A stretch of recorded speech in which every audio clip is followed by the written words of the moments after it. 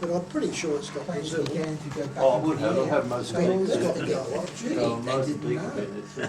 Mozambique was Portuguese. Brazil, yeah, it's got the work, got the work. Yeah, Mozambique, Angola, they're all. Angola, yeah. They're all. That's over. And India. It's a big empire. Oh, yeah. Considerably. Even the Order of Malta, because there were a few Portuguese Grand Masters. Oh, the Knights of Malta. So they didn't have any. First or second time I They've always been Portugal. They never had anything to do with Spain or anything, right? No. Oh, no, they only became Portugal in the 12th century. Oh, yeah. Before then. people in Sydney, how many people have actually ever been into a court? Also similar like Holland and Belgium. Okay, John, whenever you're ready. Well, you know, they were, I presume that around that period, the language, neither language would have developed. But clearly, when they were separated, it developed separately. So Ever been into they're. down in the street or Okay, yes, you can't You'll have to make tap harder. a comprehensive collection. Modern Portugal is too much. Too much. Okay. Okay, everybody, we're going to start the meeting now. It's 8 o'clock. I think we're close enough to it. Welcome everybody to the Australian Numismatic Society's meeting. Oh, by the way, since I'm still on hormone therapy and I've now got a fat tongue. And if you can't understand me, tough luck because I can't change it. And it's horrible, you know, it really is. But, you know, I'm going to put up with it for another 2 months. So that's Oh, my- well, that's not too bad. But anyway, we're going to press ahead. Okay, yeah, it's the ANS meeting 2033. We've got apologies from Les, Carlisle, Ron Bolden, Barry Scott, Joe Detling, Murray Brad, Lindy Hall, Ross Pratley, and anyone else has got anybody to offer? No? Okay. And Simone? Do we add Simone to Oh, the... yeah, you better add her. Yeah. Phyllis has advised that the room may be in a mess. Well, yeah, it's a bit. Not too bad. Not as bad as I thought it would be. I was expecting a lot worse. Yeah, Yeah, not well, too bad at all. As they are packing for the move in 2 weeks' time. So that's probably what's happening there. What are we doing? That cupboard doesn't belong to us, but what about the stuff inside it? Well, it's now empty because over the last 3 months I've taken it all into my garage. Okay, right, so you've got it all. Okay, Yeah. that's good. And the last, I bought in a special bag there because the data projector and these things and all the other paraphernalia are going to go in that bag and come to Roseville with us every month. Right, okay. Does the screen belong to us? No. No, we just have to use the wall over there. Okay. All right, so as you probably are aware, this is the last meeting for the ANS at Phyllis House. Rod's distributing the latest printed journal because we've got the latest journal out here, so anyone that hasn't got it, see Rod, he's got a few spares. But they do that because if you don't pick it up, we'll have to post it to you. And there's the medals as well. Proclamation medal is available $10 each from Rob. There are 2 varieties, so it's going to cost you $20. They're the George III, what's it? Guinea, Guinea. spade guinea. Oh, so there's silver and bronze. Silver and bronze. Yeah, silver and copper actually. Copper. Yeah.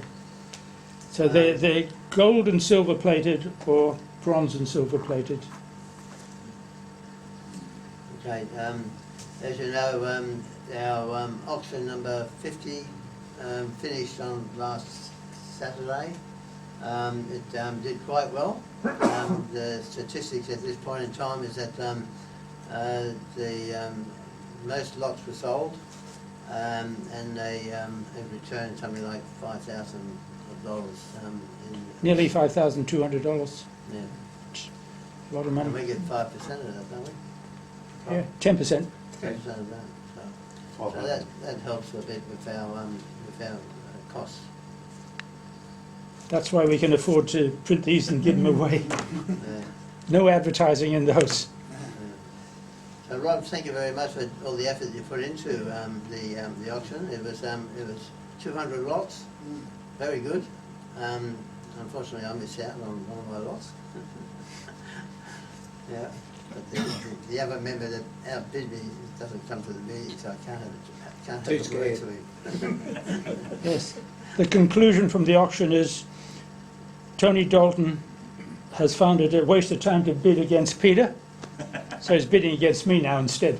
Oh, And me. Anyway, so yeah, but look, yeah, I am really impressed with the results we've got with the auction, and it's a credit to what Rod does for us. Thank you, Rod. And with the auction, anyone that won anything can pick it up today from Rod. I think I brought in all the stuff for the members and they've already got it, Okay. and I've got the money. oh, that's good. But you got 5% in one pocket and the rest in the other pocket. It's 100% in my pocket. Okay, future meetings. Sorry. Future meetings will be on the second Sunday. As you will be aware of, as what we said before, that Philo's House is, this is our last meeting here. Our future meetings, Rod has negotiated an arrangement where we will now meet at the Roseville Club. The Roseville Club being on 64 Pacific Highway, Roseville. Now,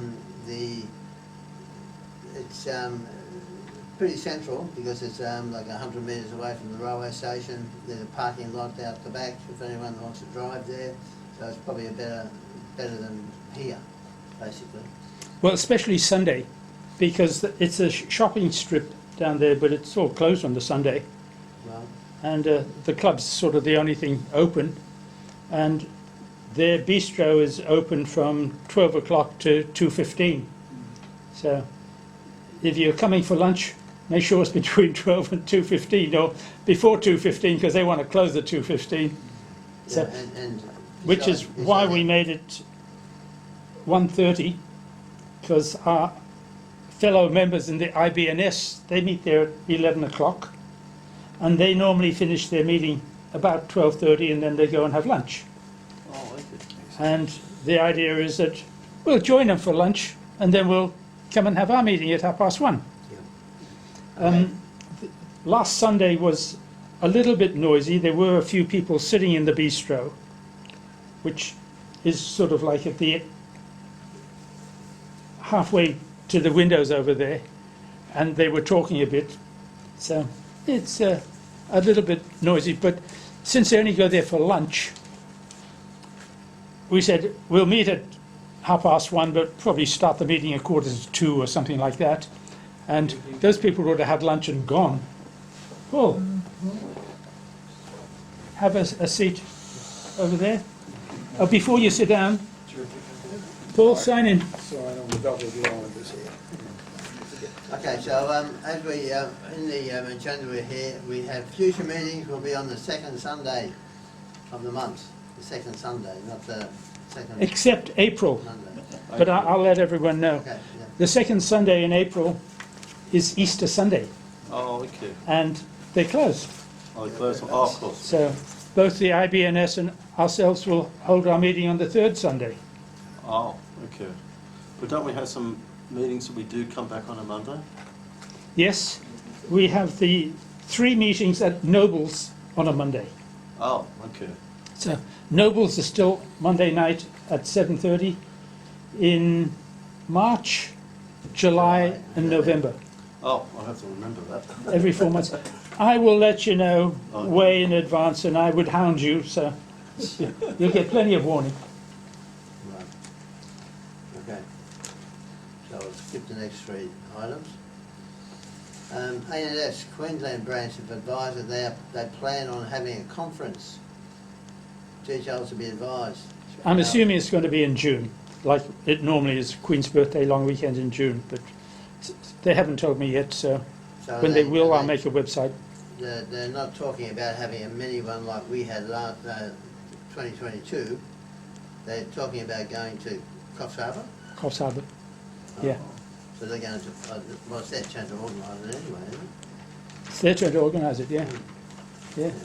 All right. That's why I haven't done anything.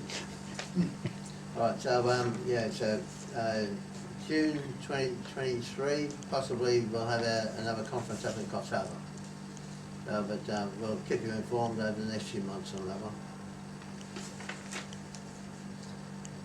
Okay, is there any other general business someone wants to bring up? No, Mum? Okay.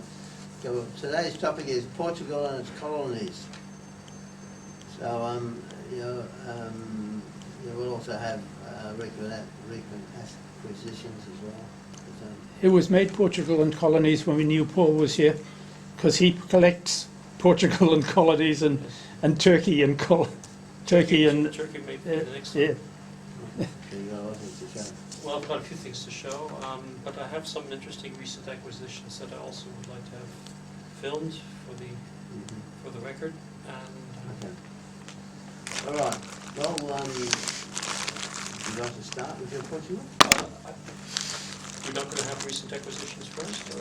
Well, we can have that. Mix them up. We'll have that. We'll finish that. Okay. So you want to hear next time? Or Yeah, little got you got Okay, then I have to set up the.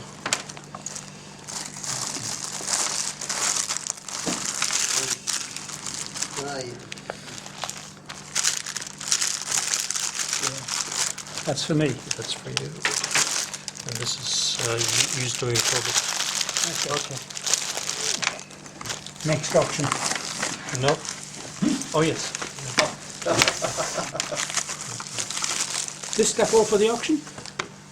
Yes, except for this is for you. That's the talk. That's for you personally. Oh, thank you. As a present.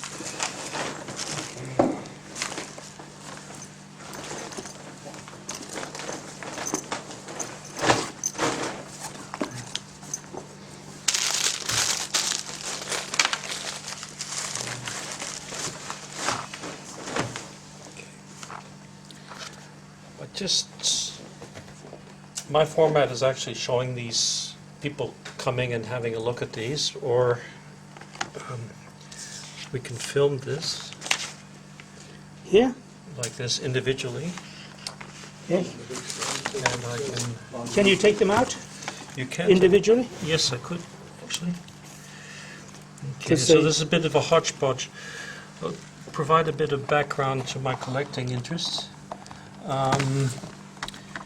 Many of these were acquired in the. Put that that way, Paul. Thank you. Don't know it. Thank you very much. Thank you. Many of these were acquired in the 1980s and 1990s, back when Portugal was relatively cheap. I'll give background to this.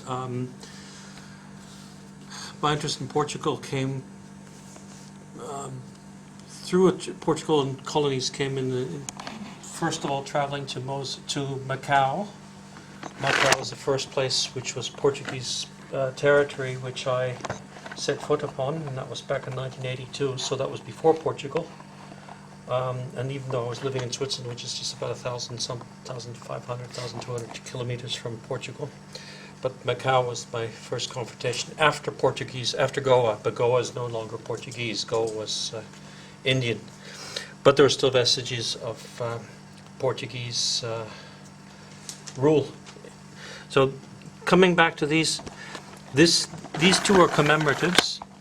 I think this is the University of, the University of Coimbra or Lisbon, whatever. The next coin is very interesting, but this is just a simple commemorative 1954, I think. 53, but probably actually released in 54. And very solid silver, 835 if I'm not mistaken. So really the escudo was still in full bloom of purchasing power. Yeah. Oh, that's better, yeah. Yes. So it's a nice coin. I mean, República Portuguesa, under the suzerainty of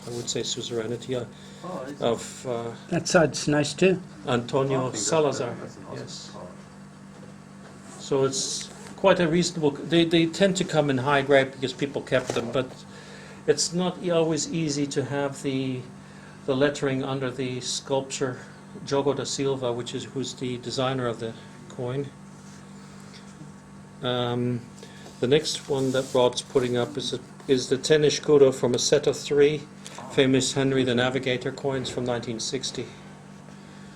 And the last one, I'll just show the other side. yes, the other side, which is the coat of arms of Portugal, stylized coat of arms. This is a countermark. This one I can't open. Oh, this is Spanish. Oh, no, it's not Spanish. Is it? Oh, no. It's a nice countermark. Yes, a countermark on the Spanish Charles IV. He was the last king who was the ruler of a large empire, and then South America went their own way and turned independent.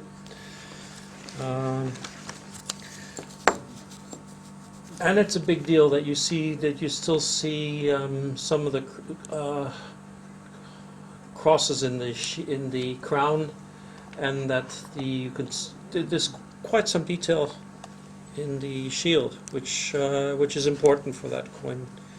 So they're usually very heavily used before they were counterstamped. So this is an official revalidation now to counterstamp, and I think it was for 870 reais. But the whole story would be in Moedas Portuguesas over there, which is an excellent. The whole story would definitely be in here, but it'd be in Portuguese. Yes, I can. My Portuguese is enough to. This is a sign of how long I haven't really looked at this book, because I can't. I have to destroy it. Which is, yesterday we had a competition for the worst note in somebody's collection. This is probably a ringer for the worst coin in the collection, but. Well, I can try and show it through the book, Yes. but sometimes you get reflection. Yeah, this one in particular. The copper coins are just interesting because of grade. Oh, there's a bit of. Yeah, unfortunately. Perfect. Oh, that's it. Very good. Okay. Well, to give it credit for the parts that you do see, it's quite nice. You see quite a bit of the shield. I mean, I think they had other issues. This is a period of intense problems between the Portuguese and the Spaniards. Portugal was under the rule of the Spaniards for 200 years before they regained their independence in the 17th century sometime, 1643 I think it was. So again, the book knows. The other coin, okay. It's a bit dark, but actually the coin for that period, the coin is in phenomenal condition. They were very heavily used, the 10 Reich coins, maybe more than the 5s. It was really the coin of commerce. So that's from Portugal, is it? Everything's Portugal. There's no colonies in there. No colonies. Colonies coming up. All Portuguese homeland, all homeland top, and 20 Reis, 1888. 1888. It's the what I like, and this is what got me hooked on the copper coins, is the luster and the deep red and red browns. It's a very nice coin. At the bottom are 3 more. You going for those ones? Yes, for those, but just not much interest. They're just commemorative types. The Portuguese also got on the numismatic bandwagon, trying to make money for the Bank of Portugal. But these coins are fairly substantial. They circulated, unlike other coins, from a bit like German commemorative coins. They were also for circulation purposes, and if you bought them then, you would have made a nice loss on your money, because the issue price was heightened before they went into circulation. So, yeah, to the next one. Okay, let's hope that something comes out. Okay, this is the first of the commems. The late 20s were also a period of relative wealth. There's collecting interest for coins all around the world. The United States, they had their commemorative series, which started, it started before World War I, 1918 or even 1906 with McKinley, but the heyday of the U.S. coins, the half-dollar commemorative series, was in the 20s and 30s. The same thing for for Portugal. Portugal also tried to get on the bandwagon and bring out this coin, as well as commemorating the Battle of Ourique, which established Portugal as an independent entity in the what was it, 12th century, 1128, something, 1128. So it's the 800th anniversary. Am I correct? Yes, I think I am. Okay. Sorry. And then another fascination for me. These coins. I think this was claimed. This would have been claimed, but this one seems pretty honest. Yeah, this one's pretty honest. The next one. Is that? Yeah, that one's a nice condition. So with those 500 Reich, the 1,000 Reich is like the British £5 like the British crown coins. They were only issued intermittently, but the 500 Reich, which is generally the top value silver coin in circulation, a nice heavy piece, rarely encountered in nice condition. A few very rare dates, and most of them are pretty common. You can even find them in silver, sold by the kilo if they're in low condition. But I don't think I would like to give this one away for kilo. And the other one is definitely a choice piece for the year, for the age. And if I can say that, I used to collect by date, but it's an impossible undertaking. You'd have to be quite wealthy to do that. So I thought, well, in terms of a type collection, I think it's okay. So I'll continue with this.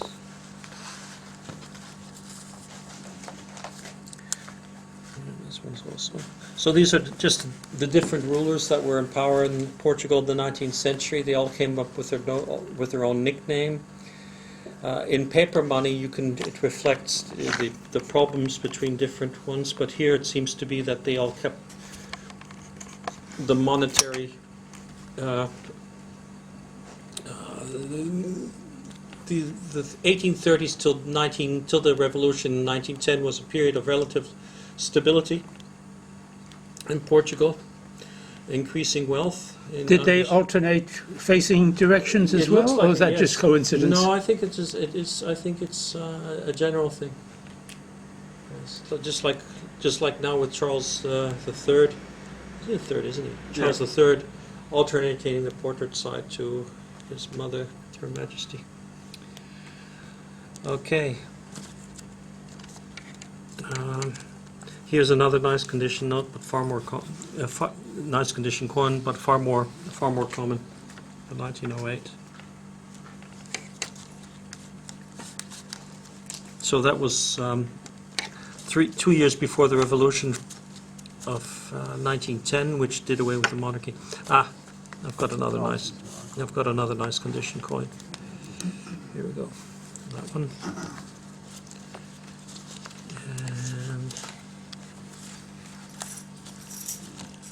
And then we go with the 1,000 Reich. So I've got 2 1,000 Reich coins, but this is, I think, my other 1,000 Reich is in some other place.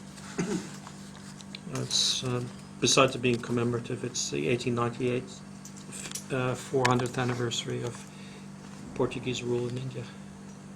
So there you see I think that one's, that shows up very nice. Oh, yeah, these are good. Yeah. So that's the biggest. That's the largest denomination for silver coins. Silver. The largest denomination for, I don't think I'll go there. With gold coins, it's I think it's 25. It's a multiple. It's a 25,600 Reich. So it works on a different meter because of the relationship between silver and gold at the time. Well, what happened to the royal family when they were deposed? They left, I think. Nothing physically happened to them. It just became a republic, and a real republic. I mean, they had elections, and then promptly they had their own currency and other crises occasioned by World War I as well, because they saw that their exports and everything into Europe with the cork and other products almost collapsed, and so in the 1920s were a period of great turmoil in Portugal, and then at the end of that you got Salazar coming to power in the early 30s. So and then Portugal was a dictatorship until the April Revolution in 1974.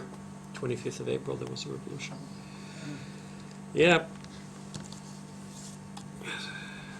So this period was. This is another one. This is okay. As you can see, my coins are in pretty much any order. We're going backwards now.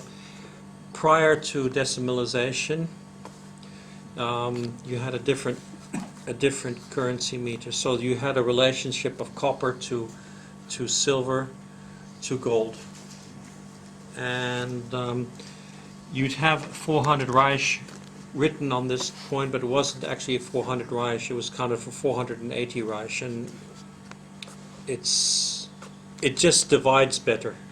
That's the way. So you can get down from 3 Reich to 5 Reich to 10 Reich. So those are the copper coins. The 20 Reich at that time was not copper, it was silver, but it was a minute. It was called a Wientem. Then you have a 40 Reich. You have the 60 Reich, 80 Reich, 100 Reich, 120 Reich, and they just intercirculate.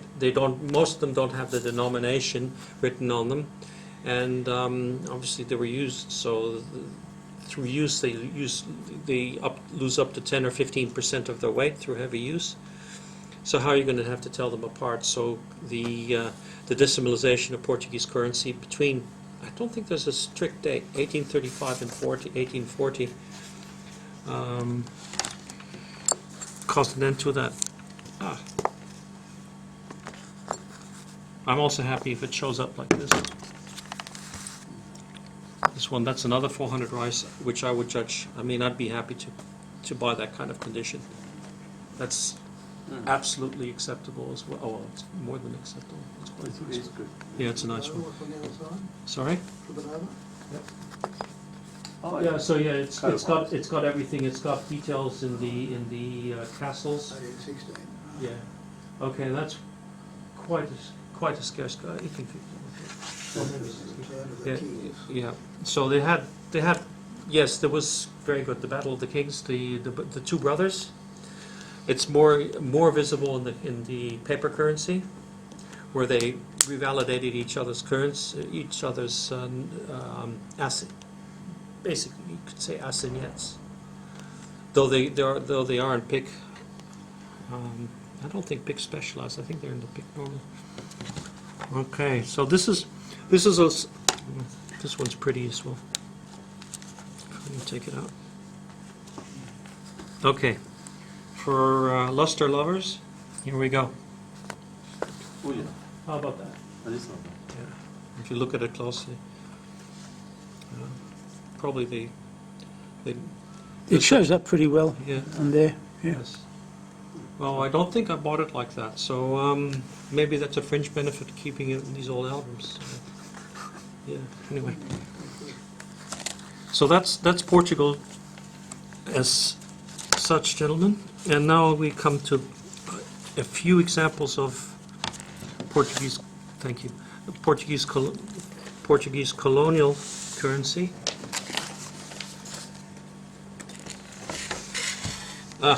Okay. So I must have left the other one behind. Okay, there we go. Okay, this is all one country. And this is my collection, which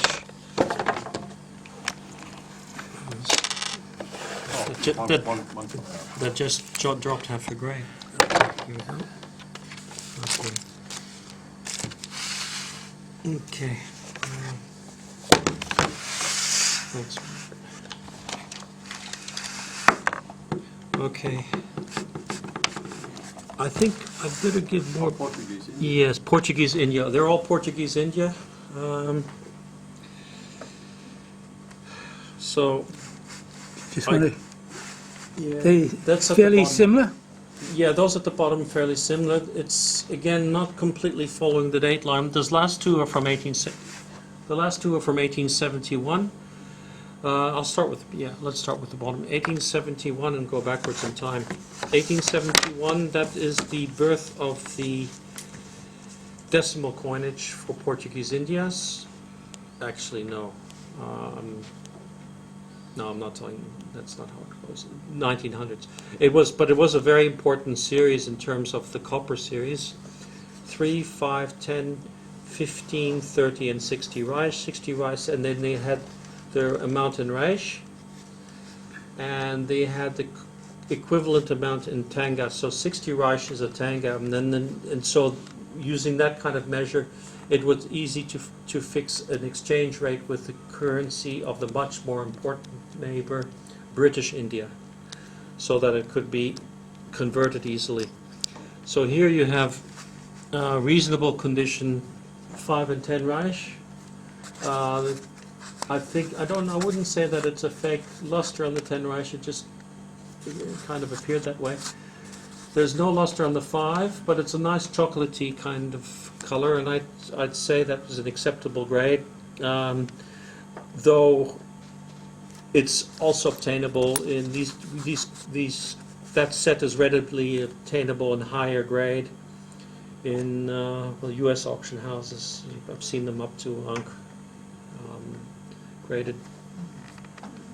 That 1/12 Tanga up on the top looks quite nice. There was a small hoard of those, so I picked up one for my collection.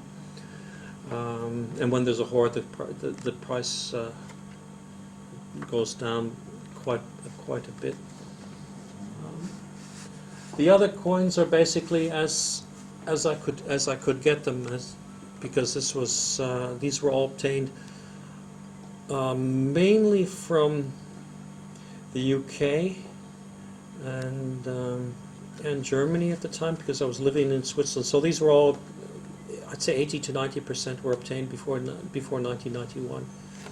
I don't know how easy it would go. Some coins are very, very common. They've appeared in hoards since, but other coins are quite scarce. I mean, later on I'll show you some of the later.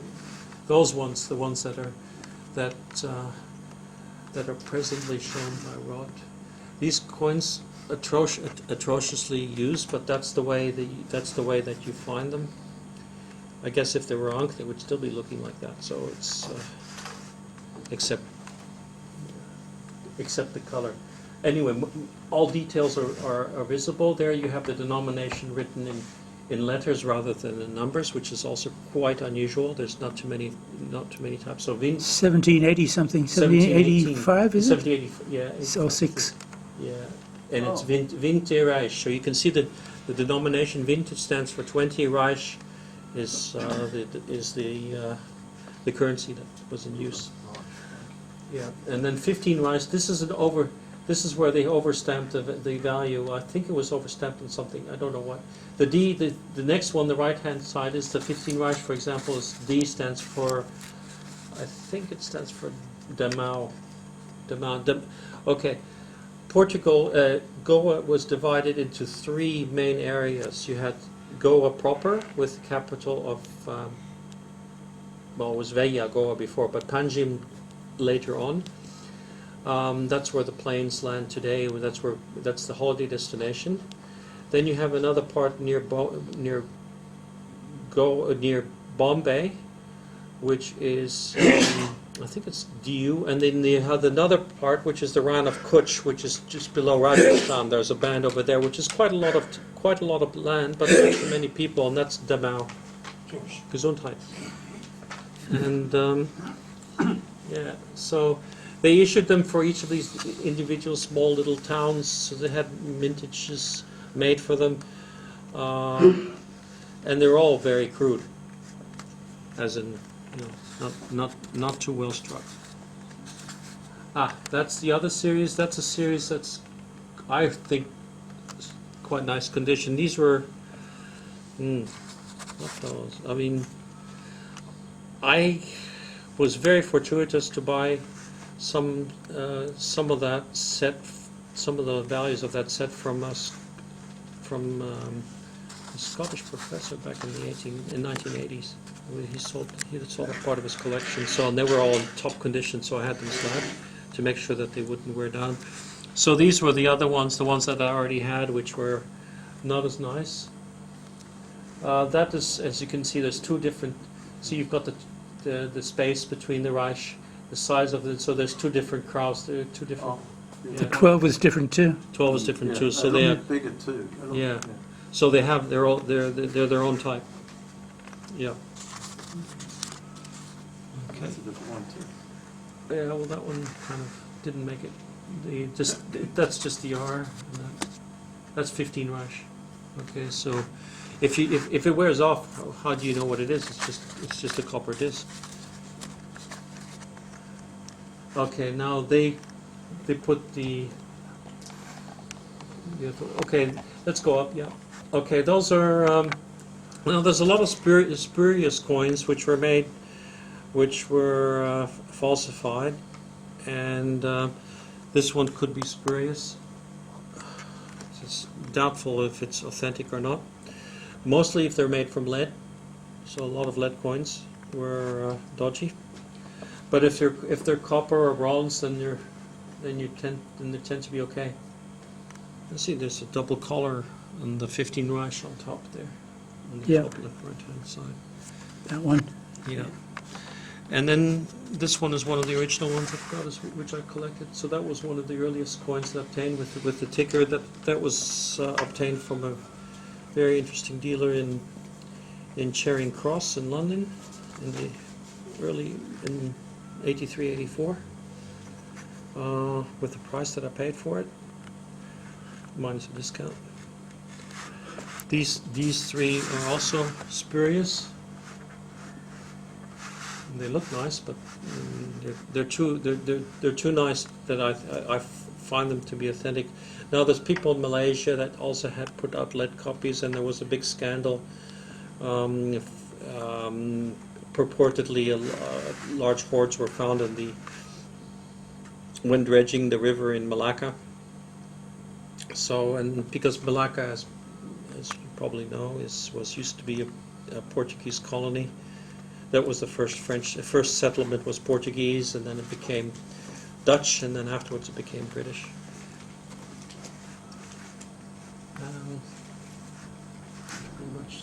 Pretty much it for Portuguese India. For my non-silver, I also have a silver collection, and even a few gold coins, which I've picked up over the years. So that's that. I've got some other items to show, which have completely different nature. Yeah. That's why we chose Portugal. He was here and said, bring your coins. Let's see them. No, there's way more than that. Okay, these is when you start acquiring things, bulk lots from around the world, then these kind of items are also in. So I want to give it its proper due. These are train passes from London. It's obviously something completely different from the 1830s. Just want to make sure if somebody collects, these are train tickets, early ones. But some of them are quite interesting. There's the Calcutta ones. Now you can do is people who are into trams and trains from Calcutta from the early part of the 19th century. So everything you ever wanted to know about Calcutta, about Indian railways, and then also and then also Argentina. So these are all.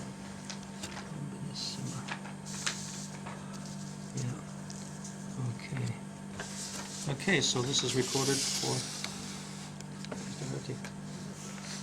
people out there that collect transport, evidence of transport, and these tickets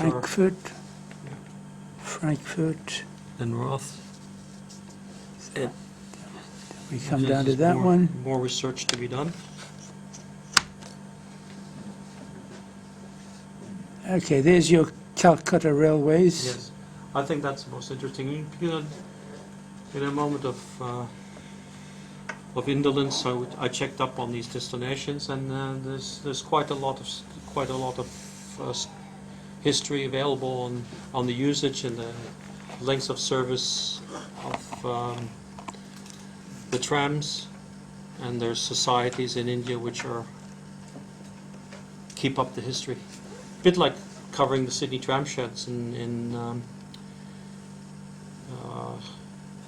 Harold Park, which is Sydney's largest tram depot, and you follow the story of that. That's relatively close to where I live, so I've been there quite a few times, and there's a story to it. But that's transport, people interested in transport. Anyway, gentlemen, this is what I brought this time. No.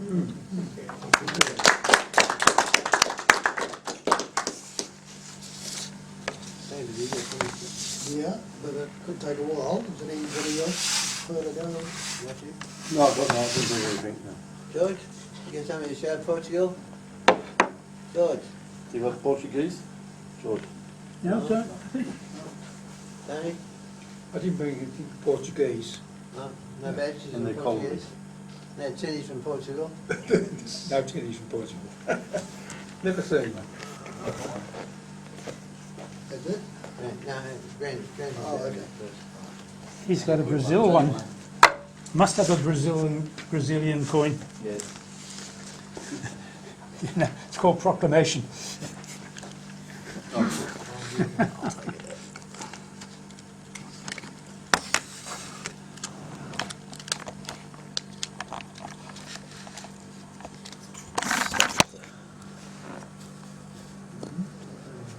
There we go.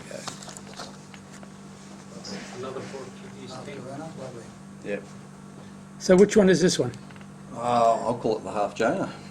Also known as the Joa, the Joey. I haven't got my glasses, so it might get a bit blurry here in a second. Short for Joseph.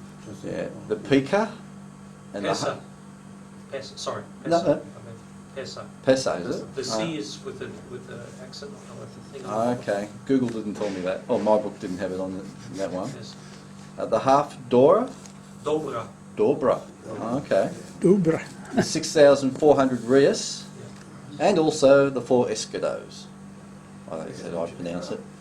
Oh, half Joanna, eh? Yeah, it's easy. Had a few names. First minted in 1722, right through to 1800. It was minted in the 5 mints of the Portuguese Empire. Goes out in and out. I haven't got my glasses. The 5 monarchs were pictured on the obverse, being John the Fifth, Joseph I, Mary and Peter, and then Mary. The mints were Lisbon. I don't know how to pronounce this one. Is it Bahia? Bahia. Bahia, yeah. Bahia. Bahia. Okay. Rio That's de in Brazil, Janeiro. isn't it? Bahia? Yep, Bahia's. Yeah, and then there was the Rio de Janeiro mint. Plus there was the Minas. Minas Gerais. Yeah, who did John the Fifth. That's Belo Horizonte. General Mines. Yeah. General Minds, isn't it? General Yeah, Mines. General. Right. It's General. Yeah. Okay, on the reverse, It usually says M. the 5 shields, if you want to flip it over. There we go. It's got a bit of damage, but yeah. It's been through a few hands, and that's the sort of coins I like. It says it was used. The 5 shields are to be taken to represent the 5 wounds of Christ. One interpretation.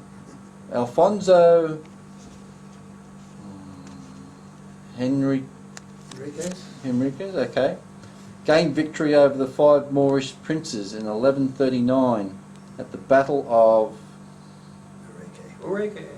Really? That's how you get it. Oh, I just got the coin from, celebrating it. Yeah. In the colony of New South Wales, it had a £2 value, which would take the average worker some 8 days to earn that much. And then I've got another little bit on the king himself. He came to rule in the 6th of June 1714. and he was in rule until his death in the 24th of February 1777. 63 years. He was known as the Reformer.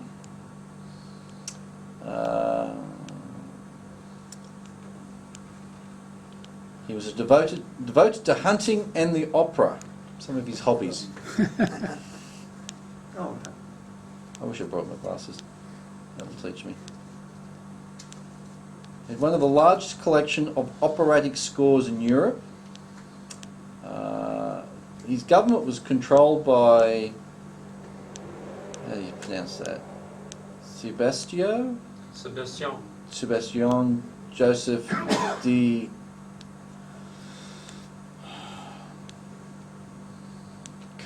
Carvalho, is it? Carvalho. I'm trying to say it in sort of a Spanish, but it's not. It's Portuguese. And it's Portuguese. First Marquis of Pombal. Pombal, yes. Okay. So he was a senior Yeah. That's how he should be bureaucrat. referred to. Pombal was Yeah. One of these days I might pick up the other 4. Good luck. Yeah, they're not that relatively expensive. I mean, there are plenty of more expensive gold coins Oh, in the yeah. Portuguese series Well, than the Joannas. You have to find them though as well. Yeah. And not, and They don't come up at auction terribly often. even in Portugal, they're not all always. You need a lot of money to buy them anyway. Yeah, well that one's got the price. I won't show the price on the packet. Some people don't know how much I still paid for it. You don't want Dad to know. No. There's no money anyway. He's over 21 now. Yeah. So with the inscription around it says Joseph I, by grace of God, Portugal, and what's AI? Algarve. Hmm? Algarve A is and. and King. Yeah, Rex. Oh, and King. Because it's I Latin, am so. pretty sure. Yeah, King, yeah. I thought Okay. also most of them, they had legends in Latin. Yeah, it's not al, it represents Algarve, but it's Algorban. You can photograph The that one at Roman home. version. Yeah, it wasn't a Roman description, it was an Arabic one. Algarve means the west. Yes, but in there, the whole. Any the others? whole- the whole- No, just the one. Yeah. Thanks, Greg. Thanks. All right. Dad's probably got a few. You got any more down the back there? You got them? Yeah. I'll just put that back in the holder.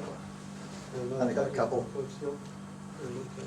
Bit of vanilla there, I'll just put that in the folder. Fairly modern sort of stuff, but it's not very hysterical. Yeah. Banknotes. Just a couple of quick notes of the, at one stage Portugal was you might say, ruling up to 50,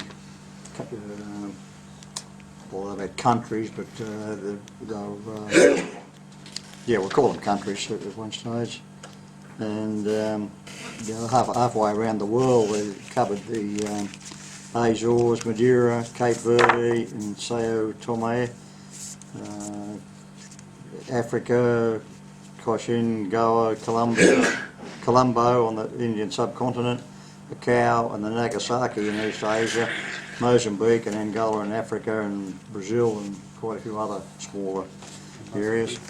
There's quite a bit there on the history of it, I think. I might skip that.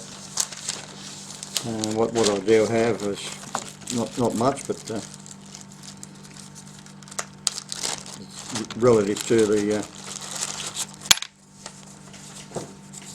subject.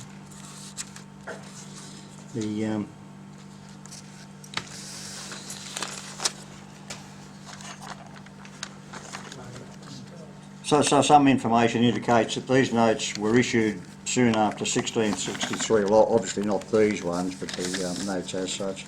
Then in 1797 royal policies were issued, printed in the Casa de Merida. Historians consider these policies to be the first form of notes to be used in Portugal. So that was the forerunner of notes as we know them. What we have here is a 50 escudos or 50. Here's the pronunciation. The front shows a portrait of a lady known as Infante Dona Maria. She was Queen of Portugal from 1777 to 1816, known as Maria the Pious in Portugal and Maria the Mad in Brazil. She married her uncle Don Pedro in 1760 and had 6 children to him. So I suppose the mad bit came in, I suppose, maybe. Then on the back shows a scene of the city of Sintra in 1507, which is now heritage listed by UNESCO.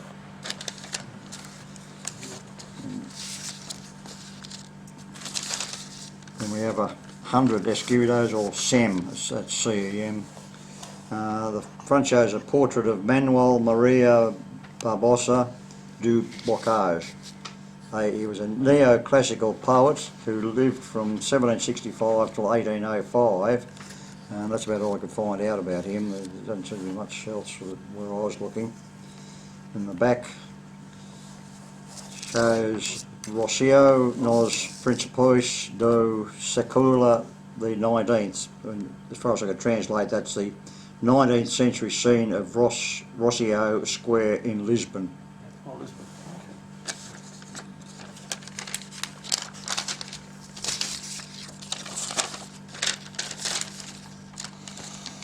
And we have 1,000 or 1000 escudos. The front shows a portrait of Don Pedro V, known as Pedro the Hopeful. Lived from 1837 to 1861, was king from 1853 till his death in 1861. Then the back shows 2 heads, what appears to be a holy group, who look like monks or whatever, or whether on a pilgrimage or what, and a steam train, but I couldn't find out anything relative to it, as far as Google, where I was looking. Then as far as the bit of the colonies, we got Brazil. It was colonised by Portugal from 1663 until 1822. That's what we have there is a 2 Dias Reis. Front shows a figurative head of the Republic, being a young woman wearing a crown of bay leaves in Roman style. These notes were withdrawn in 2010. The back, you have a hawk-billed turtle, which is highly endangered by overfishing and all the rest of it. It also has a couple of little symbols, but I couldn't find anything regarding what they represent. It'll obviously be something. Portrait. I just couldn't.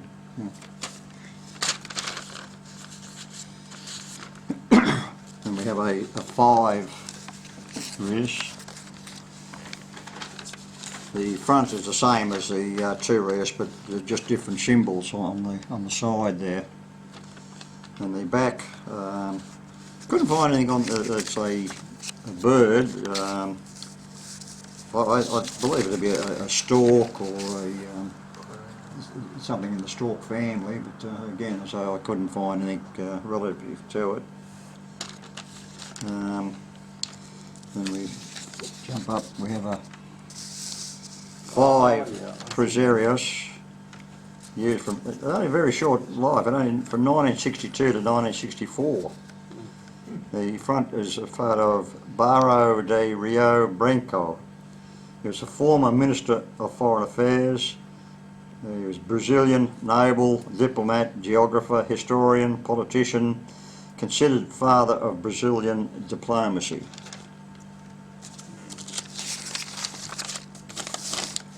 And the back, not sure, but there's a little notation on the bottom there, Conquista de Amazonas, probably means conquest of the Amazon. Maybe, I'm not sure, but I'm guessing it might show the arrival of the Portuguese into Brazil. Oh, okay. So, That's about Brazil different than how we used to. yeah. Looks like the Caravella here. And then the only other one we've got is Macau, or Macau is Macau, yeah. so Juan Pataca.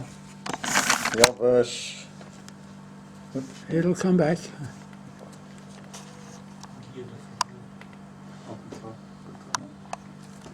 The lighthouse. yeah, the other side of it. Oh, it shows a bat at the top of the stylised Chinese characters for Macau with the state name and year of issue. The last colonial coin of Portugal. 1999 was the handover to the Chinese. And the reverse is the Gui, Guia de Faux. the lighthouse, and the domination in Cantonese and Portuguese. Macau is a Portuguese overseas province 40 miles southwest of Hong Kong, established by the Portuguese in 1557, although under Chinese control until 1849. In December of 1999, Macau became a special administrative zone of China. Rod would probably know more about it than that. Yep. Yep. Right, so I'll see them there. City and the Pearl River. Thanks, Frank.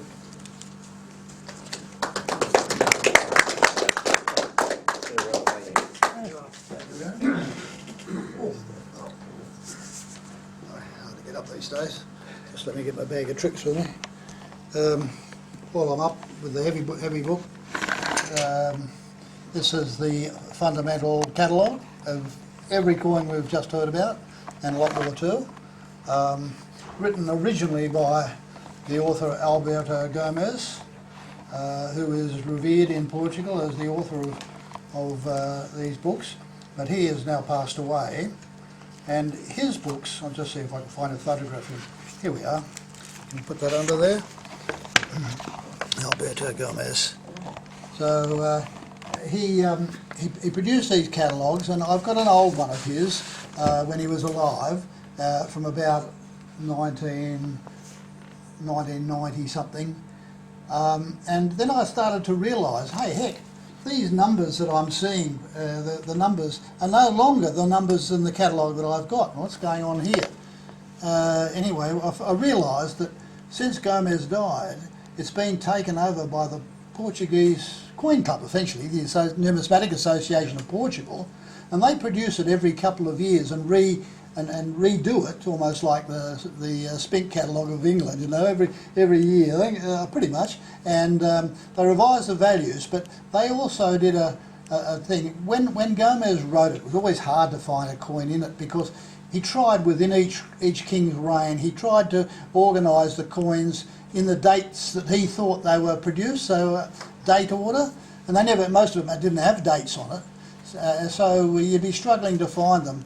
What the association have done is just make it very easy. Within the reign, you know, the half and then the quarter and then the half and then the 1 and the 2. It's all, you know, getting bigger as you go through, and it starts off with the copper and the silver, and if they've minted gold, well, so you can find stuff now.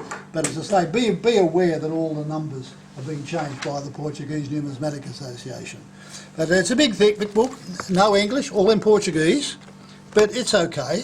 I must tell you this, of all the 4 Western sort of Latin languages, I know Portuguese the least, and therefore I probably may get the pronunciation wrong, but I'll give them my best, and Paul, if you know the better way to say it, chip in and let me know.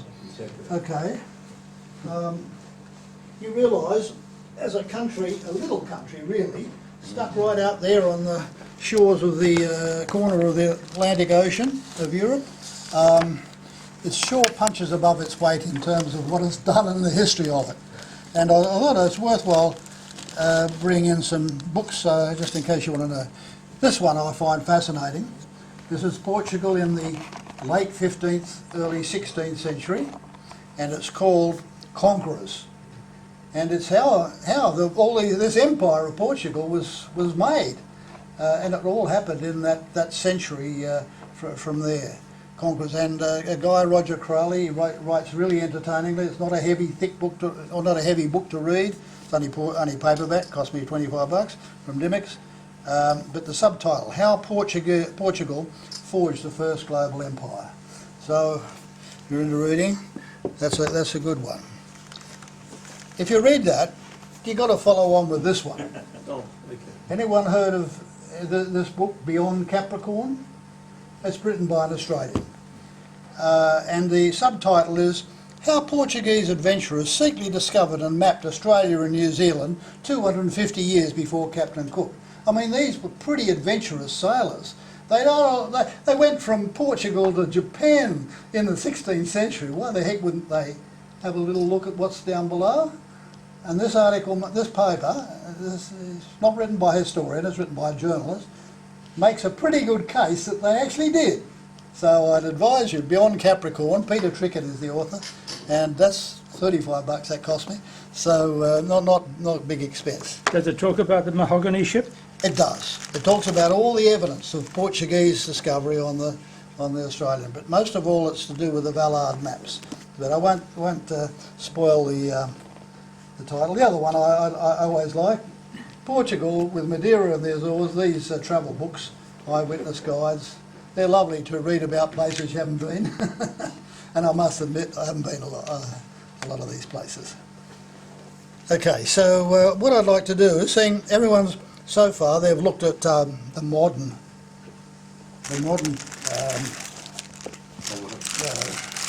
Show us some Portugal, ancients. you know. I'm going to talk about the old Portugal, not just medieval, but right from the very start. Because when you look at the book, and this is the guide, look at the book. It starts off. The first thing they talk about is the original inhabitants, what he calls here the Hispano-Romanos, but what we normally refer to as Celtic Iberians. And he starts on that, and they issued coins. Now you can see the size of Portugal relative to the size of Spain, just that little corner cut out there.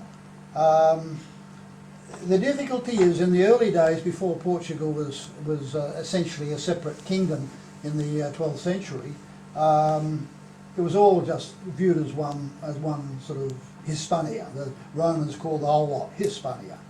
And they divided it into provinces, and the westernmost province, which has got a lot of Portugal as today, but it's had a bit more on one bit and a bit less on the other, that was called Lusitania.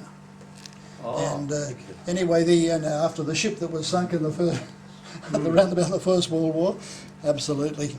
And then anyway, so what I wanted to say with that map is that because Portugal and the rest of Spain wasn't distinguished, these people minted coins from all over the place.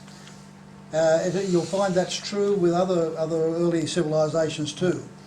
But this is the interesting thing with the value-wise. If you want to collect them, those ones which specifically be able to locate it to Portugal will cost you about 10 times as much as any of the others, because they're avidly sought after and not that many of them.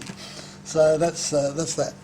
Okay, so I've got a couple of these Celtiberian coins.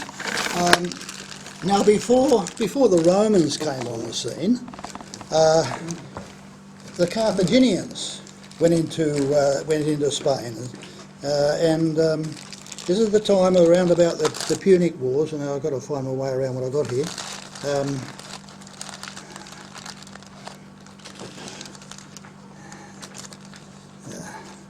This will just take me a little while. Oh, here we are, to get organised. And we just put two up I've got. Neither of these, as far as I know, are really related to Portugal, but a little like a denarius type coin. These are all Celtiberians. Oh, okay. I should tell you that one of the most fantastic places to go, if you ever go to Madrid, is the Archaeological Museum, the National Archaeological Museum. It's got all the finds, the archaeology of Spain, and included Portugal then. All these Celtiberian, they were great artists, what they did.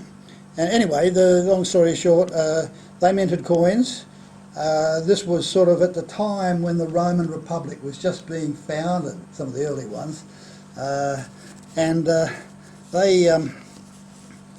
So there's a copper coin and a silver coin there. They're still available for collection, those, and the fineness of the inscription on the copper coin, I can't read it because it's a Celtiberian language.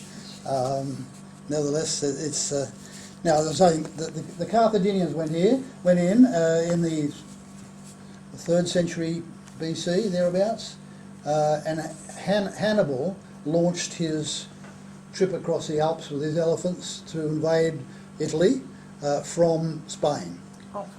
And when Hannibal was finally defeated by the Roman general Scipio Africanus, that was when Rome took over the whole of Hispania and divided up into this bit and that bit and Lusitania.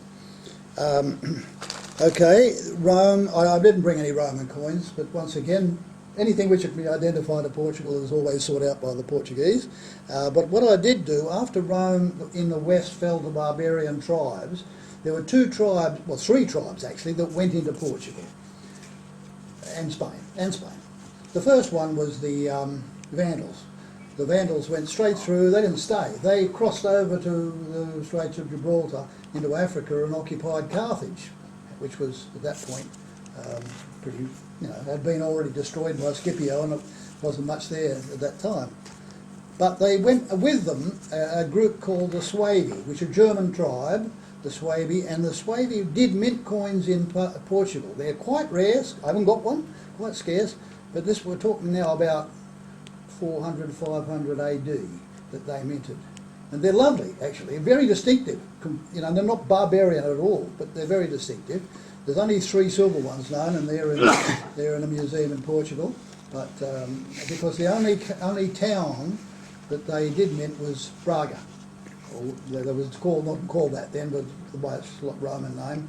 And so they're small mintage and hard to get. However, with them, after them came the Visigoths.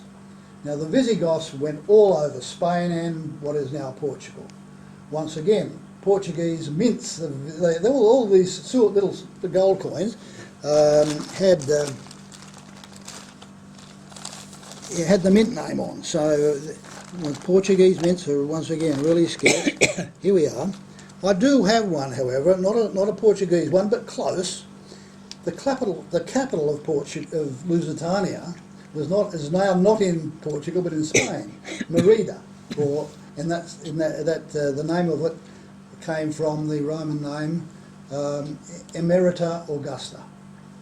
And the Visigoths, if you haven't seen one before, they're quite interesting little cartoony type coins, and this one is of Merida. And Merida's a fabulous place to go because it's the best Roman ruins in the whole of the Iberian Peninsula. Circus and things. But you can see what I mean by little cartoons. This is, if you read from it, this is the place name, ETA, Emerita Pius. Emerita, that's typical Visigothic. And they have a whole museum in Merida, just devoted to Visigothic ruins and art and so on. Flip it over, have a look, not much difference. Witteric, I think Witteric is the King Witteric. No, you got upside down. Absolutely, 100% negative. No. Get the eyes parallel. Hard to do. Bit more. Yeah, I think we've There we go. got it there. There we go. So Witteric, that's quite a scarce king, but a nice little coin. Now, these are. If you collect into these, you've got to collect one of every mint in Spain and Portugal. That's a hard job. And every king, and there are lots of them. And they ruled from about 500 AD up to about 700 AD. And what happened then? Moors from Africa crossed the Strait of Gibraltar with a great big army and completely destroyed the Visigothic kingdom and marched all the way through Spain and into France, across the Pyrenees, into France, and went all the way up to Poitiers, where one of Charlemagne's ancestors, Charles Martel, fought a battle there and stopped the march. They retreated back, and at one stage, in the sort of early 700s, all of Spain, right up to the Pyrenees and probably a bit over, was ruled by the Islam. And there the Iberian Peninsula stayed for another 1,000 years, pretty much, almost, not quite, 800.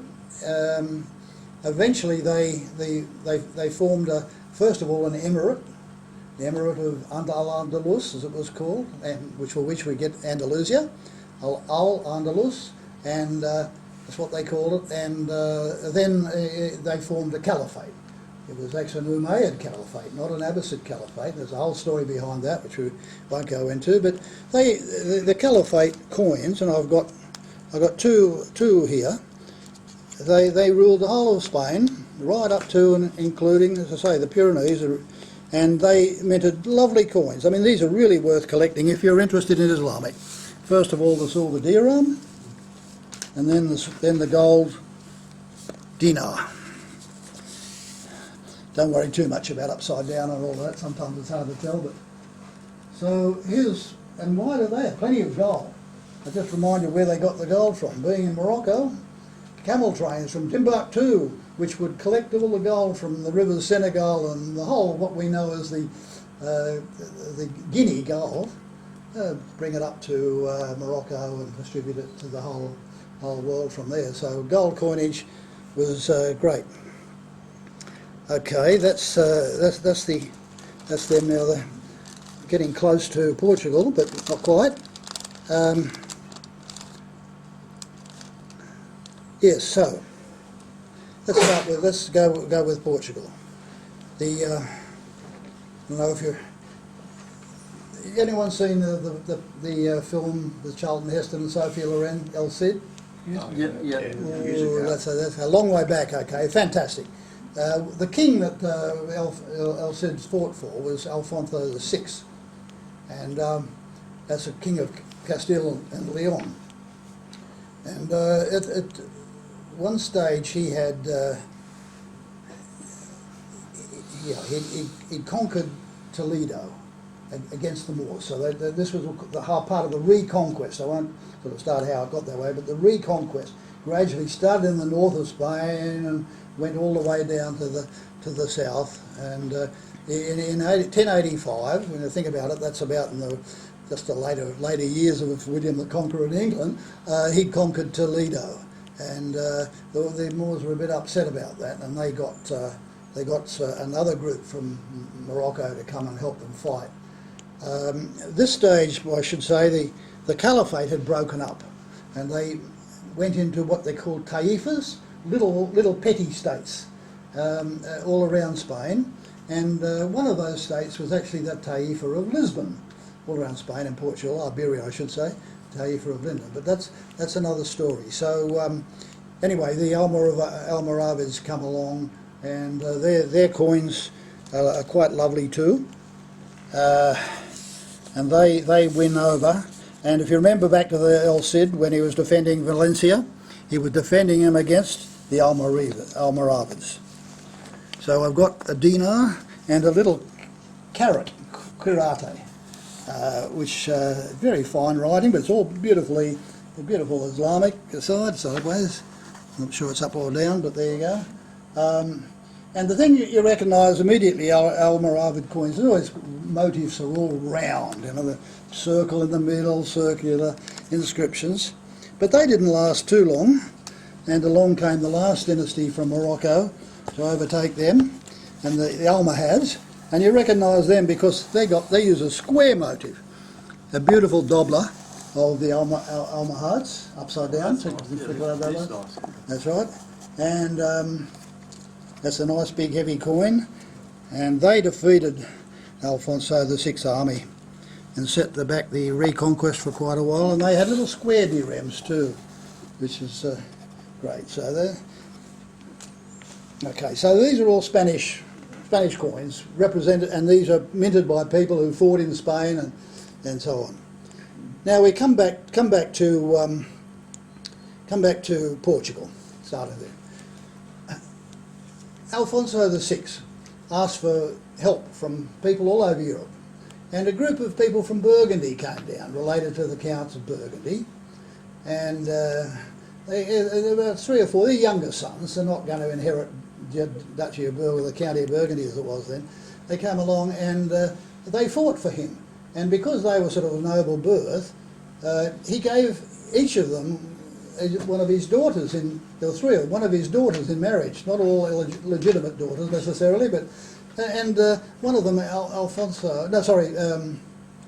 Henry of Burgundy, Enriquez of Burgundy, he married an illegitimate daughter, and he was given what was then called the County of Portugal. not kingdom, county of Portugal, just the northern part, because at this stage the Moors still held Lisbon and everything south of there, but there was a part there which he was given, but he had to fight for it. He had to fight for it. He had to get rid of the Moors, and he finally fought. Okay, and when he got that, his son, which was Alfonso Henriquez, Alfonso, the first name, Henriquez, his father's name, of the Burgundian dynasty, as they call it, he became the count, and he had to fight the Moors and conquered their army and did defeat their army in a battle at Arique, which is further south. It's in what is the south of Portugal, and he defeated these five kings, who were all five taifas, all fought him, and he collected their shields, and that's what I thought the legend was, how the quinas, the 5 shields of Portugal, came from. This was in 1139. He still hadn't conquered Lisbon by then. He gave it a go, but he couldn't do it. And eventually, in 1147, not that many years after, another 8 years after Arique, a shipload of English crusaders going on their way to Palestine on the Second Crusade, they said, "Oh, we'll help you," and they actually sacked Lisbon and drove out the Almoravids from Lisbon, and then Lisbon became part of Portugal. And he went on and I should also say that coin you had, Paul, of the Latin inscription in hoc segno vincit. Yes. It's a Latin for the thing that Constantine the Great, before the Battle of Milvian Cross saw, which converted him to Christianity. This is the sign he was going to conquer his opponent. And that's what the Portuguese wrote on their coins too, when they made these conquests. And exactly the Portuguese, this Battle of Arique, they put a lot of religious significance and angels in the sky and God talking to Alfonso. Anyway, he's the first king of Portugal. I don't have a coin of his, I should have, but all he really minted was little dinero, little copper coins. They're quite expensive to get one of the first king, and one of these days I probably will. But his successors kept on minting them, and I've got a couple of his successors which we'll have a look. But the most important coin, and I wanted to show you this because being our last time here, and it may be the last time you ever see this one, his son, Sancho, minted this wonderful gold coin in the same size as the Moorish coins I just showed you. And it's called, therefore, a Morabatino. Now, how's the focus for that? Can you see what it's there? Yeah. Can you see the man on horseback with the shield with his? It's hard because the Romanesque coin. This is pre-Gothic. He's holding a sword. Oh yeah. Okay. Holding a sword. You He's can got see a it. lance. He's got the horse, and he's there. And he's holding a scepter with a cross on the top. Okay. The legend is quite easy. Sancius Rex Portugali. Sancho, king of Portugal. Okay, we work it out, flip it over. There should be a cross somewhere there. Yes, there it is. No, got to turn it. Where's the cross? Down the bottom, sorry. Sorry, wrong way.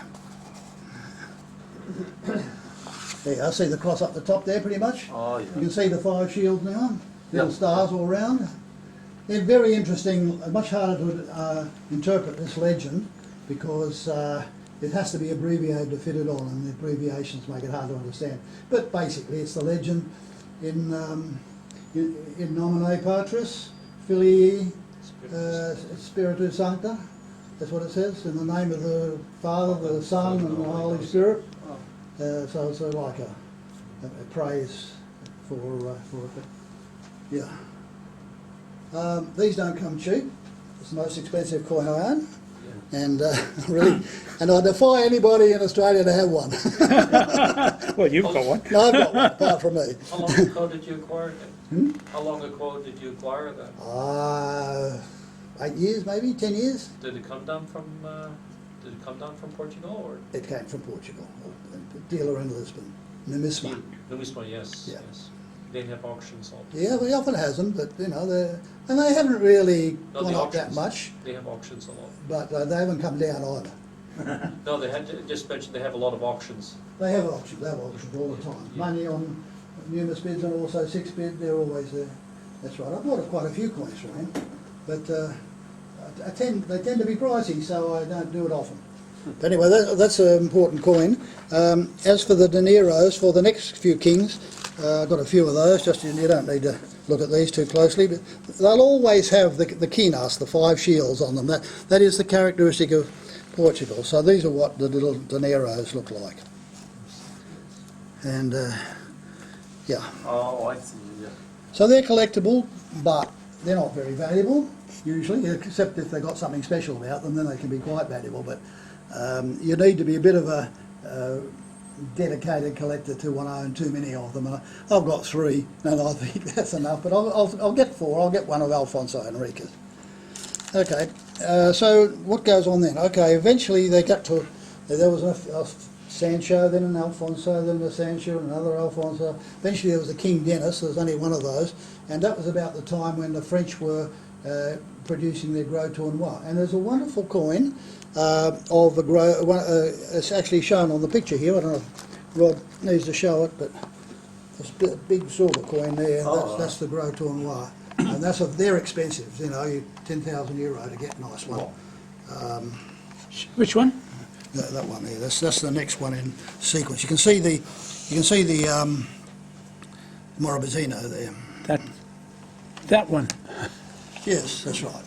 The double circular, double legend, just across in the middle, and not much different on the other side. I can't remember what's on the other side. Yeah, okay. So look, we'll move on now to just the Middle Ages, where I've got quite a few of, and we come to Fernando, who has produced quite a lot of interesting coins. He produced some very rare gold, but I've just got a few of his coins here to get out if I can. See which ones. Yeah, the Barbuda, that's quite interesting. Haven't seen one of those before. The Knight's Head. There's another one of Fernando. This is now, we're talking in the 14th century. Yeah, it's the contemporary of Edward III of England. Oh, right. Yes, these are... Probably if I can't find them, it doesn't matter. No. Okay, there's a couple of other little ones, the Grave and the Pilate. Now, I should say, I don't know if you can see the silver one with the knight's head on it. No, just turn it over. Just turn it back there, just to show you. That's in the middle. See that symbol on the side there of the knight's head at the back of his head? That's an L, very fancy L. L for Lisbon. That's the most common mint mark. But you also see P for Porto, if they mint it there, and there's a couple of others. Miranda is a common one there.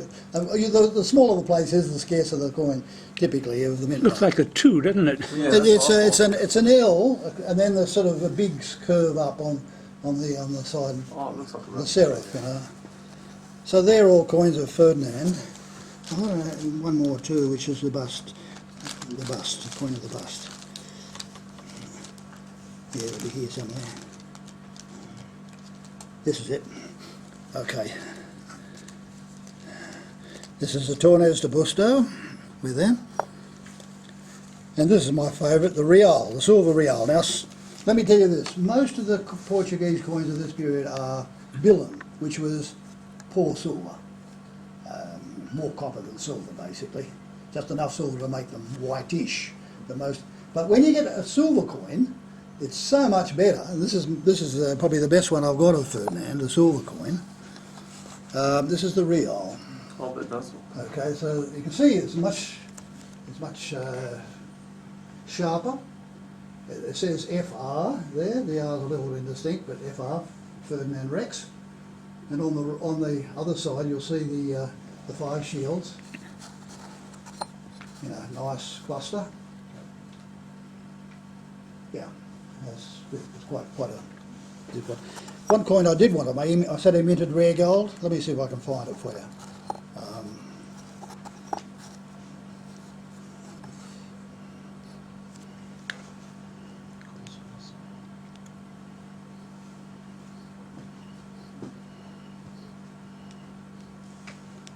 I don't know, can you show that?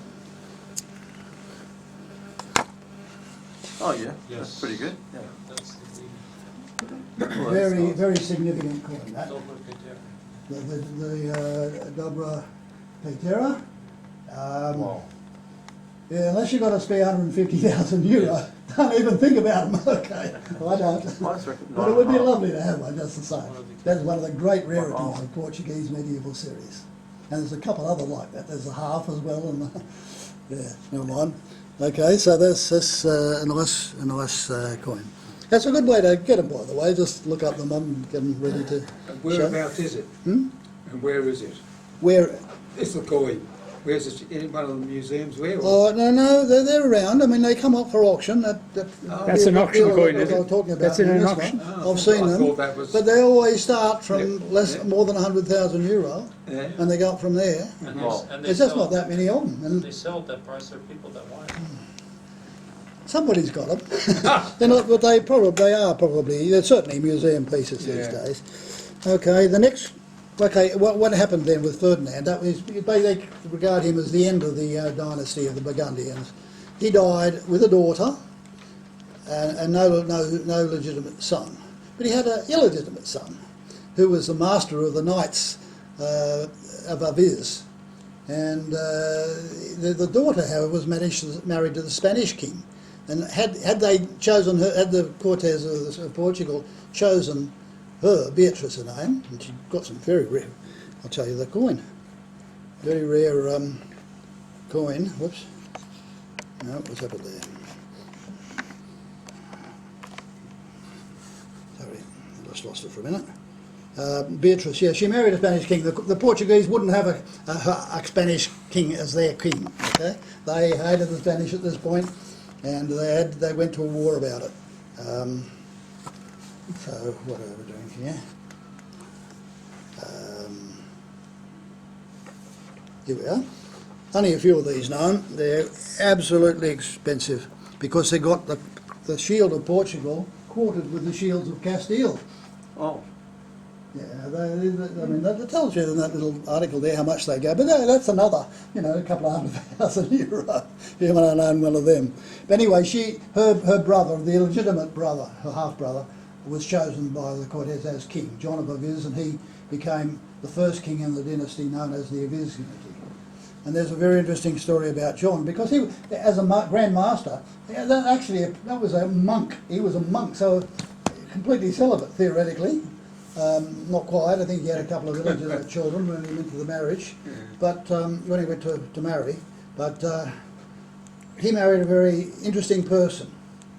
But this was the time when Henry IV was on the throne, or just before Henry IV got on the throne, actually the time of Richard II on the throne of England.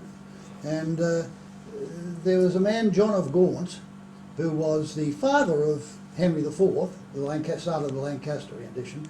He married the heiress of Lancaster, Blanche, and between them they had a couple of children, one of which was who became Henry Bolingbroke, he's known as in Shakespeare. But his elder sister, Philippa, she was John of Gaunt's firstborn. She married John of Aviz. So they had this English princess coming down to Portugal, marry John. She produced for him 5 boys and a girl. The eldest of these boys was named after his grandfather, Edward III, Ed Duarte in Portugal. And the third one was Henry, who we know as Henry the Navigator. And this whole generation was called the illustrious generation because of all the things they did. And anyway, so there's an English streak in there. And that actually set the stage where the friendship between England and Portugal never wavered for the next 600-700 years more. There was one time when they were dominated by Spain, and since the time of the Spanish Armada, and they weren't too happy then, but it's always been friendly. So John of Aviz, I've only got a couple of Billen coins of his, but they're nice. They're nice. Yep.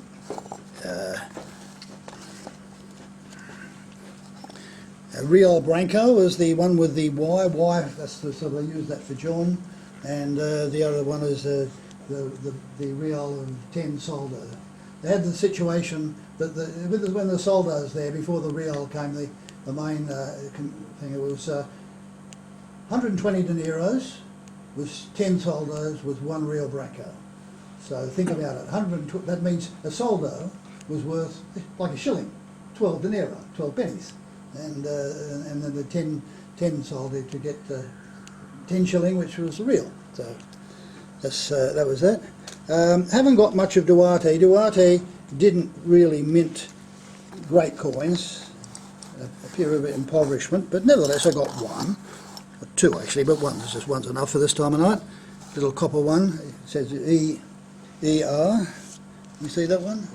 Yes, ER. Edward Rex. So on these coins he's Edward, but in common parlance Duarte. So that's him.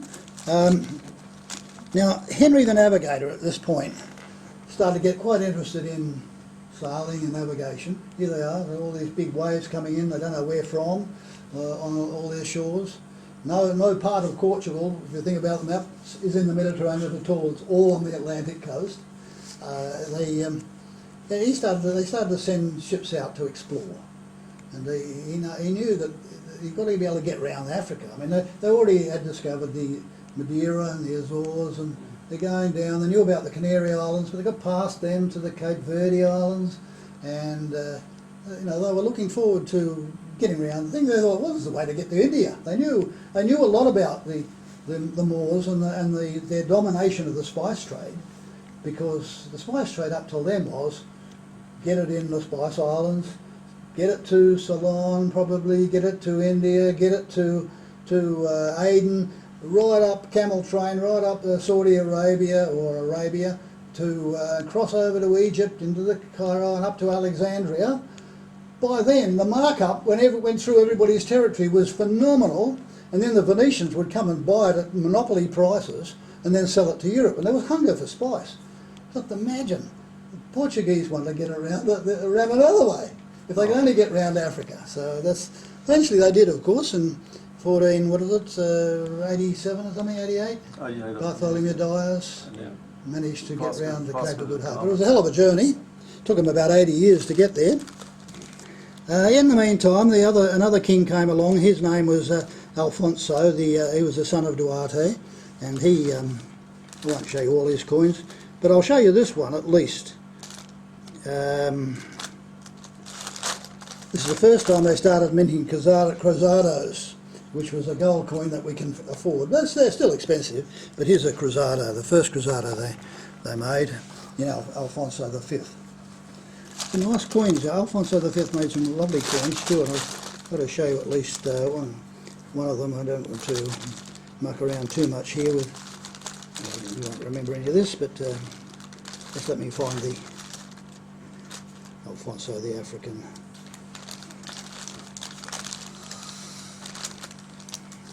No, so,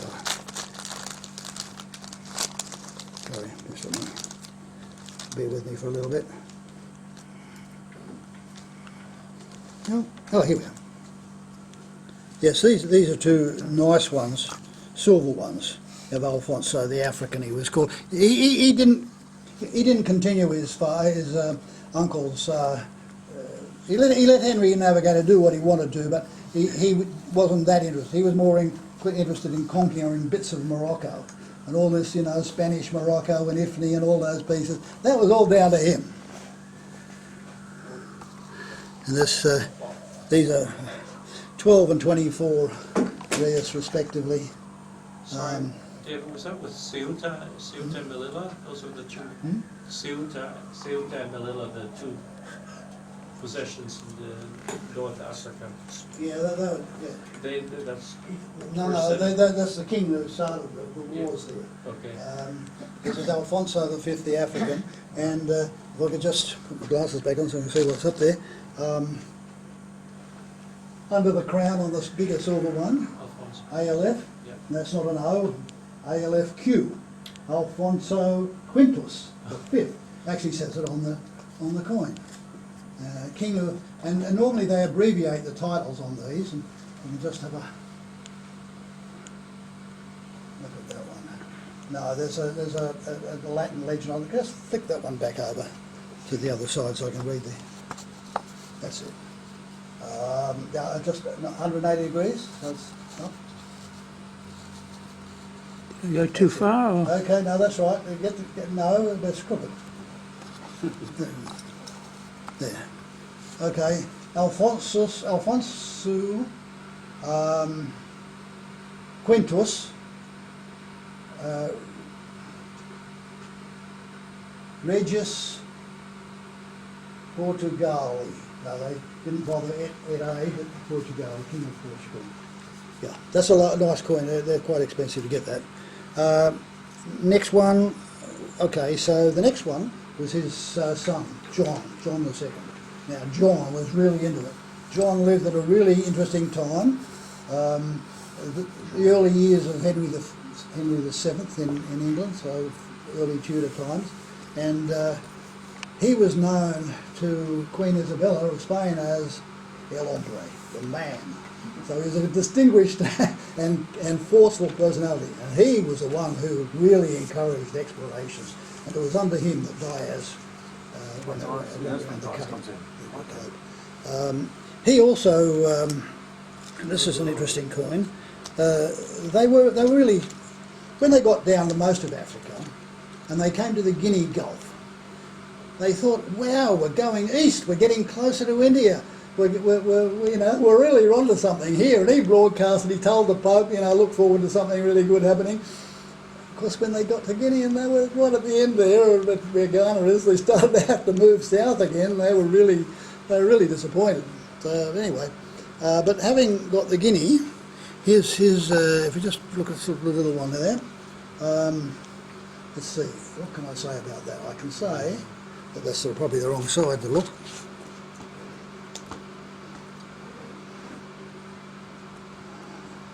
Yes, this is the better side to look. The Crusader. Here it says Johannes. So R, P and A, I think it is. I can't quite read it there, but the last bit. D stands for Dominus. Guinea, the Lord of Guinea. So you really tell they're getting somewhere, where now this is no longer Europe. Okay, he's way ahead of the pack in getting to there. Now at this point, of course, Christopher Columbus comes along. And he wants some money for fun, but his way to get to the Indies by going out west. Well, Don John knows all about this. He's not going to fund this wild harebrained scheme of Columbus when he's almost there, he feels. So he doesn't. He turns him down and he goes to Isabella and she funds it. And that's history, 1492. But yes, but nevertheless, having got that, the next expedition, at that point John dies at about 1495, and his son Manuel, I think we're down to getting close to the end here, comes along, and he starts minting coins called vintums, which is 20 reis, and a big one, 5 vintums, 100 reis. These are lovely coins.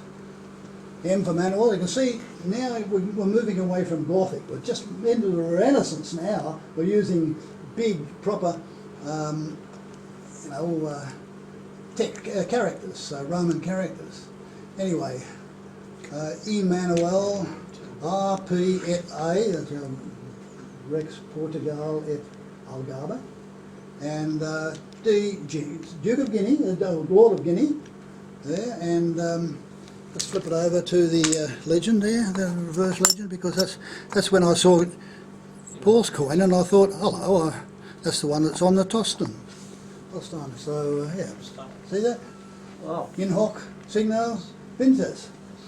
That's been around for a while, been around since Constantine actually, but it's been around on Portuguese coins a lot too. That they believe that signed it, because they were strongly Catholics. Anyway, so all of that and all the history and stories behind that is in that book I showed you. All the conquest of the Cape. Here's an interesting fact too. The next, after Manuel, Manuel came to the throne, he authorised another fleet to find India. Now, Diaz never got to India, he only got to the coast of Africa. In fact, it's an interesting thing. When he was down to whereabout Namibia is, just sort of south of where our Angola border is now, he wasn't getting anywhere. And he thought, all right, blow it. I'll take a punt here. I'll just go with the wind.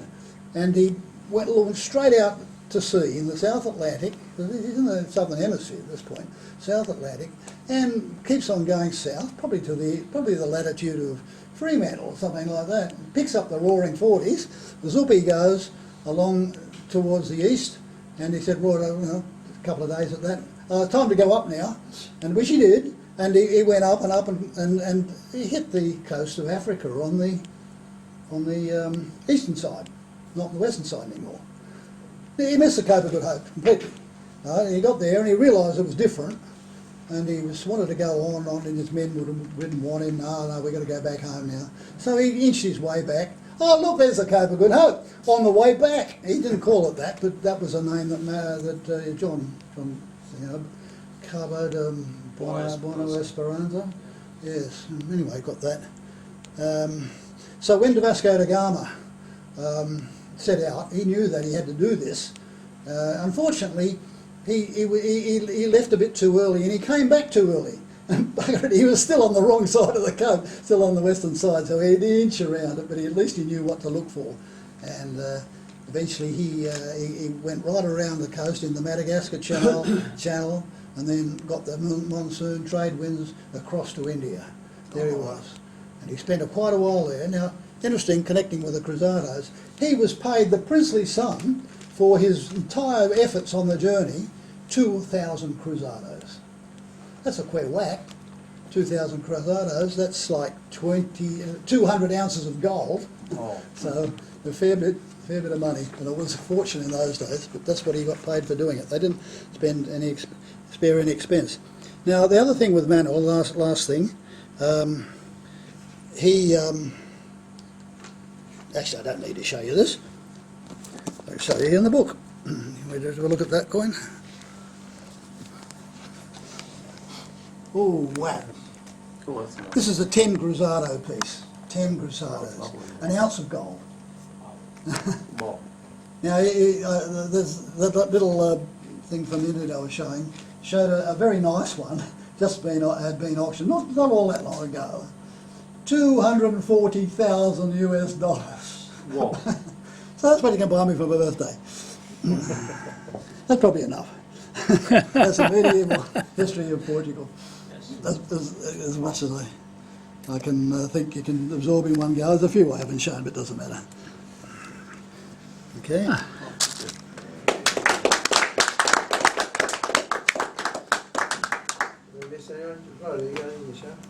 Yes. Dave, that was overwhelming.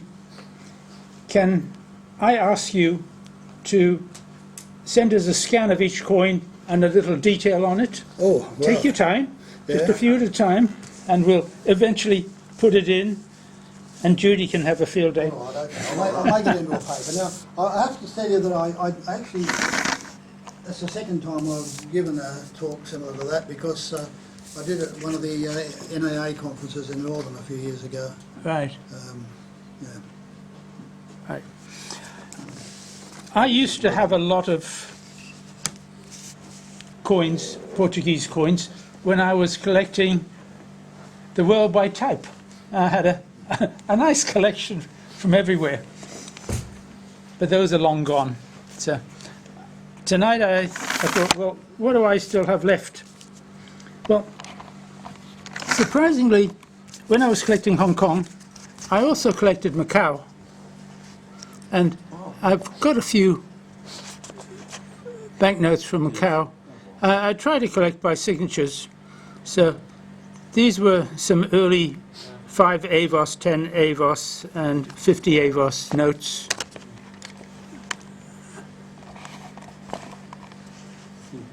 Five, So it's just one signature combination, 10, and the larger one, 50 avos. Then the next signature combination that came in, so different signature, and 10 avos. Then a further lot. I forget what period these are, but they're fairly early on.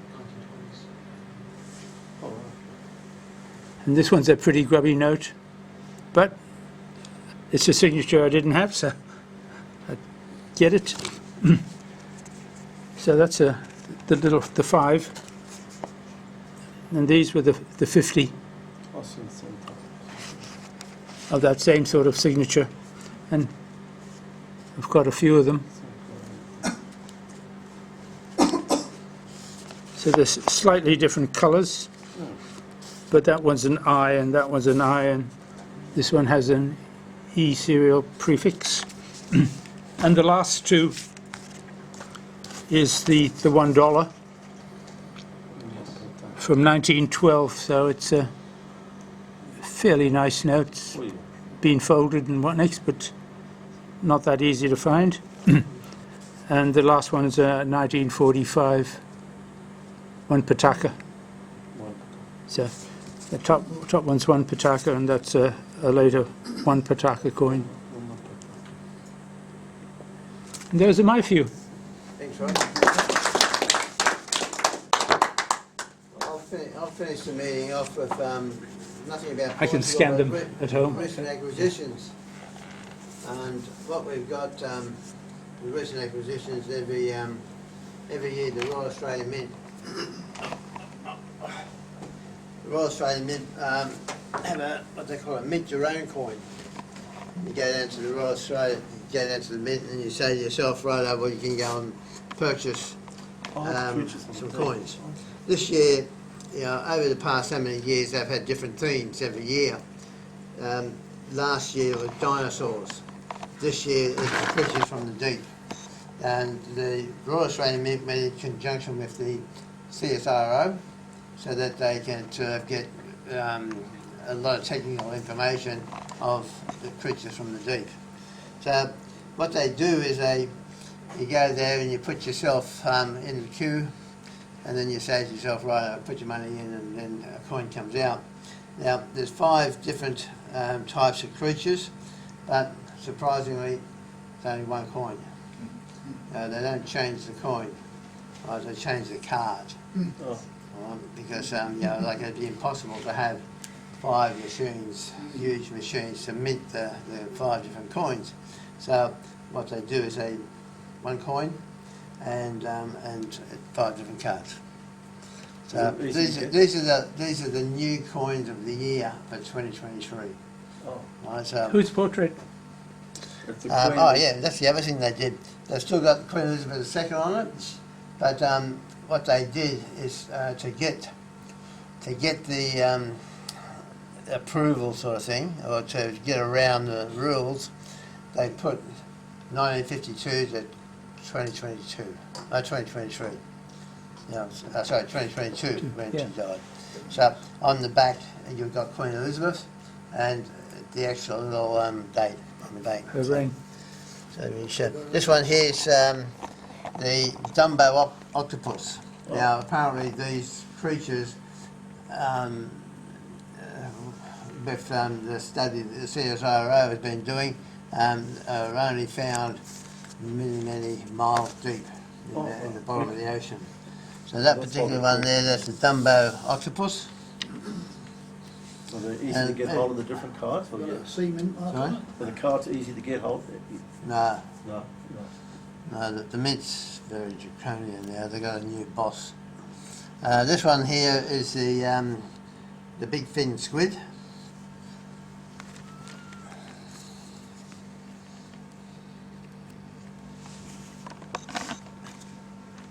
Oh, they look nice. I should be putting glasses on.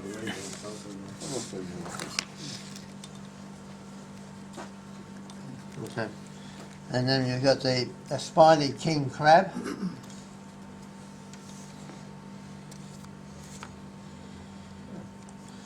Oops, one fallen down. Nice pictures.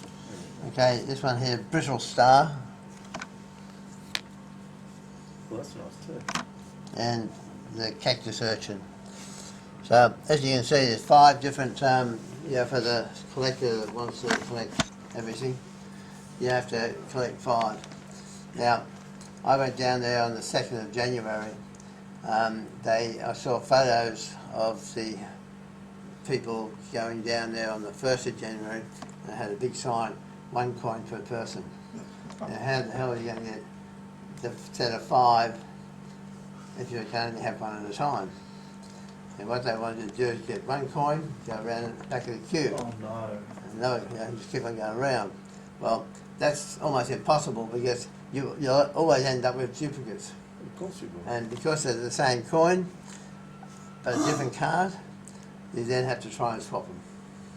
Now, on the 2nd of January when I was there, I had, we were allowed to have 5 coins per person, right? But as soon as they saw me going around a few times, because I had to buy a few for people, as soon as they saw it, they came over to me and they said, right, you're only allowed to do it for half an hour, and then you've got to leave. Oh. They actually told people, they didn't tell me to leave, but they actually told people to leave and not come back until the next day if they wanted more coins. Oh, this is very nice. So it was getting a bit rough. It is a bit rough. So, so anyway, I'll certainly be talking to... You couldn't go to the shop and just buy them, No, you have to... but can you do that now? With the press the button. With bang. You have to physically put your money in, watch it being minted. Right, so it takes time, but it doesn't take that long. But the problem is, somebody will come up to the machine and they'll look, okay, put my money in, oh, then you push the button, then the machine starts turning. And you'll see the thing go bang, stamps a coin, and then it moves across to the conveyor belt. At the same time, the card comes out of the hopper onto the conveyor belt, and then it moves to you. Now it doesn't take that long. I timed it about 20 seconds, but then the people that were doing it, they would stand there and get the coin and try and put it in the card at the same time. And they'd have a couple of minutes of messing around trying to get the coin in the card, and then they'd do another one. So the queue, was always quite long. So whereas I just put the money in, pushed the button, got the coin, put it in the bag, and then moved on. So it made it a lot easier because then at least you can put the coin in the card. But you can only get 5 at a time. No, And so when you got the 5, did you get the 5 different cards, or did you duplicate in the cards? No, I ended up with about 7 duplicates. Because every once in a while you miss on one and you get double. This one here, I think the most of these these ones were the most popular ones, because they kept coming out before they should have. And especially when you rejoin the queue, you had to then reevaluate where your start point was. Oh no. So it became a bit of a nuisance. It wouldn't work. That could work. But I managed to get a few sets. If anyone wants some, I've got some over here. Making it difficult. All right then. The last thing I'd like to mention, I'm sorry I won't be here next month. February I'll be in Germany. Oh, I'm going to the World Money Fair. That's your, you usually do. You're making it to the World Coin Fair. You betcha. I just made a point of saying, right, I'm going. I've got sort of 3 weeks to try and get it better, as low as possible, and I'm off here. John, how many times have you been there already? How many times have you been to Germany for the fair? I've been 5 times. So David, you look after the shop next month? It's at Roseville. I'll tentatively. It's very different. I won't be Getting here to because, Roseville is very different I'll from getting be here for me. freezing my butt off in Germany. If you can't drive, you can get the train in. Yeah, no, that's right. That's probably what I'll do. It's very close to the train Yeah, station. all right. Well, if I know you're not, I'll make an effort to get there. That's So it's close to. we're definitely going to be there. So hopefully that we haven't had the Royal Money Fair now for 2 years. It's shaping up to be quite a good big event. So you're going to have a table or anything? Are you going to have a table or anything over there? Or you just Well, when I go over there, I go to the World Money Fair with our colleagues from the Worldwide Planetary Collectors Club, Okay. and yes, we have a table. so you'll be there. But, WBCC has a table again this year? yeah, even though Martin was not there, France did all the work and organised a table and our exhibited passes and all that sort of stuff. So yeah, so we'll be over there. All right, well, nothing else to mention. We'll close the meeting. Thank you. Thank you very much for the and yeah, say goodbye to the hall because we won't be back. Yep. Schöne Reise. Very good place. Very good. It's been good here. Viel plezier. All right. It may not be. So, Do you want to, yeah. nobody want a photograph there? Did you get a photo of this at all? Yes. You did? Have a look at your Macau. There's this. Can you have the medal? I don't know if it's a Yeah. washing place. One of each. Okay, I'll put them away, the one- I'll have it. There and there, So, that's Thank my you. I'll write you a receipt. entirety of 3 gold coins of Portugal. That's what Oh, I got, those 3. But they're good ones. That's right. Beautiful. All the rest really are I only have Spanish. some common modern ones from the 1700s. Yeah, I had one. I had a Sebastian one. Yes. But I thought that's a bit newer and 16th century. And then I had a. I don't know, have you ever seen the little Yeah, I've had 400. Yes, Yeah, I've got one of those. John John the the Fifth? fifth, yes. They're nice. I got one. But they're common, but they're. Yeah, they're common. I just bought one if anybody wanted to go through them and you want me. Phenomenal note, this 500, Well- this 50. Yeah, some of them are quite nice. Lovely condition.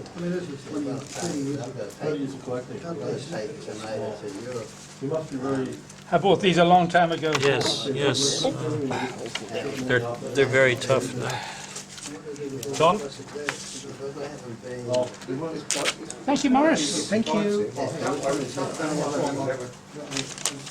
Right, there's no list of the auction, sale, coins or anything like that, is there? You haven't got one? Sorry? A list of the coins sold at the auction? No, there's 3 sold. One was the American dollar. Yeah. And One was the Winston Churchill? Winston Churchill. No, that wasn't sold until Sunday afternoon, yesterday afternoon, right? That's all right. Yeah, okay. So I forget which was the third. Yeah, But there were 3. Yeah. It's all right, I got the third one here. Yep. On this one here, these were also lots that I put in, and they were not listed at the Yeah, auction. but they're all different coloured ones. I'll leave them with you in case you come across. And this one here is, I spoke to you about it before. It was at an auction, and you said you handed them back to me, the unsold lots at Jim Noble's. I've sent Jim Noble to see if anything's been handed in or anything like that. And I spoke to quite a few people. Maybe I put it in the wrong bag in here like I did I'll once. keep looking, yeah, just in case you won't have them back, but I'm sure I don't have them. But I'll leave those with you just in case I come to light or somebody yeah, finds it. Excellent. And you haven't sent these lots, have you?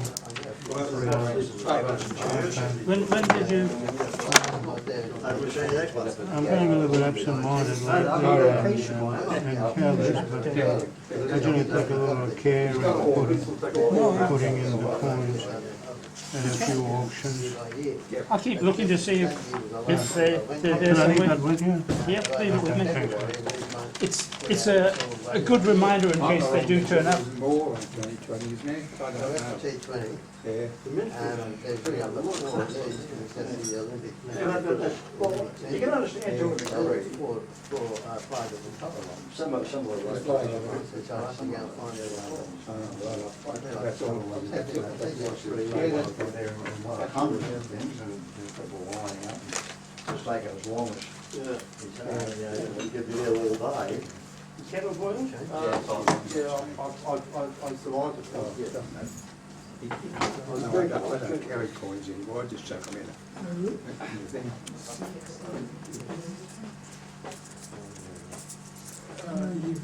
Good change, Peter. Yeah, doesn't it? Oh, yeah. You got some coin? Oh, look at that. Everybody's got some pocket Yeah, always got. just hold your hand out. This one is also boiled. Because they take them out of the packets, they take them out of the meat wrappers, Right? and they go and flavour You them. gonna get some back? Yeah, you can have that. Yeah, it's one or two nice little notes. Yeah, that. Terrific. I've never seen one in that 15 that great. Oh, he wants them. Oh, you want And then the different signatures, some of them are really good. Yeah. Well, see, even in those days, I was trying to collect by signature varieties. But it also means you can't. put the cards inside. How did you know what was out there? Because what did you use as a reference? I didn't. It's just whatever I got.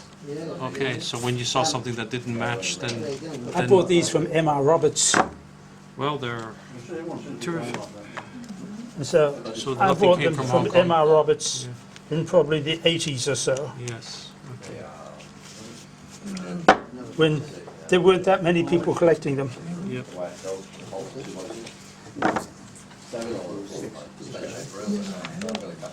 think they're worth a bit more than I paid for them.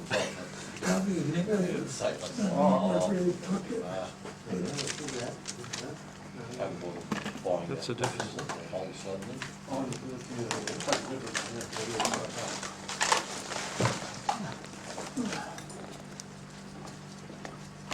Okay.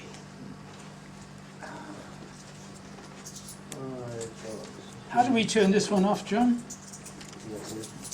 We press the blue button, maybe? We press the blue button to cool it down? Yeah, say yes, say We're going to get any more tinny, more tinny, would you not? Yeah. Making tinnies anymore? no. No, not really. Cools it off. So you take it I brought take in it at home too? That's why I bought the big, the Harbour Bridge. all of this stuff. There's two of them there. everything that we use today. If anybody including the, missed it or missed on the TV, passports and everything else, there you go. Just have it's a all look. gone. That's spelled Harbour wrong. Oh, that's Champion River a bit, yeah. The thing is this, if you read this, you'll find it was done in England, and what's England doing, spelling it wrong? Yeah, Do they think Australians spell the same as Americans? well, Victor Harbour spelled without a U. Maybe they were Labour supporters. Yeah, well, you know, it's interesting, you think it was done in America, but that sort of says there, Without no, the it was U. done in England, and but I think myself, It might have been a typo. I reckon they've done that to have the same number Right. to balance it out. Put it in Probably, there. yeah. Otherwise, it would look a bit peculiar with another one jammed in there, I think. Yeah, you're right. Well, I don't know, it's just a thought. Don't lose too much sleep. I've done it already. But there's another harbour bridge, there's another sort of harbour bridge like the bridge around too, in Scotland. In Scotland. In Scotland? In Scotland, isn't Oh, it? yeah, well, that was the first one, that, you know, that's, what's his name? What's his name? Not right. No, Well, you want to think it's one of that? I was just trying to think of the architect engineer, the engineer. I think it's, is it Bradford or? Bradford, Because there's that's it. highway, there's an expressway named after. Yeah, that's Yeah, it, it's Bradford. Yeah, it goes- So the Scotch one is a lot shorter though, isn't it? Not sure. Yeah, oh, yes, yes. Yes, it's a little bit different, but it's So the same same. design, yeah. but somewhat shorter. I They think. didn't put any pilots on those, because, Oh, they're only there for show anyway. oh, yeah, quite. A bit of an afterthought, actually. In the next meeting, Their idea was No more put meetings everything at all. in cartons and Yeah, that sort of thing. meetings are going to be on And take it to Sundays. Silverwater, Yeah, and they, it, whilst the construction's running, they didn't have another floor. you got a computer at home? No. Oh, I see. I have, What- but it's what- coupled. All these Oh, is it? sheets Oh, you'll have to get in there with a screwdriver and fix it up. You can't these days. Couldn't get it. You can't bloody do a thing. It's got a I window. was watching something on the, I was watching something at the Harbour Bridge, they were showing It's going to the be, saw that the group used to open the superficial of the bridge. And they also showed Roseville. one of the first railway ticket they used, the next day they went over it, the first time they used the train to go to the hospital. Well, and it's very close to the Where railway. is that? Ford? Oh, I'm not sure where it is, but it was on, I saw it on YouTube, and it was on I was on Channel 7. It'll be, So, it's somewhere, it's some museum now they've got it, yeah. I think it's, I think I saw it years ago. it is the second Sunday, isn't it? Except for April. Oh, yeah, right. Oh, okay, yeah, it might be in the Pond area, it might be, yeah. And it's around about sort of, Yes, you can go and have lunch there. Yeah, help yourself. It's on next month, is it? Yes, yeah, it's the second Sunday. Except for Easter where it's the third one. Yeah. And then we've got March, when they have the Spinks auction, we meet at Spinks at 7:30 on the Monday. Just to confuse you. No, that's why you say it, because it'll be March, July and November. That's right, that's right. So when the Spinks has their auction, you know that we're having a Monday meeting that month. That's all. No. Keep calling. Well, it was Spink. It's just out of habit. I shouldn't call them though, yeah. I'm sorry, what were you saying? Oh no, I said that we got the meeting in March, July, and November. When the three auctions are, we meet at Nobles at 7:30 like you always did. The rest of the time we go to Roseville on the second Sunday, except for we have it on the third Sunday. So Roswell's not a permanent. Well, it is a permanent one, but we've got gaps, but with Easter being they shut, so we can't have a meeting there. Oh, we got a pen and a Well, bit this of place paper. is, we can come here, we came here on the Queen's birthday last year, and last year we had our conference here, so we can do that. The same they shut. So yeah, you can do that.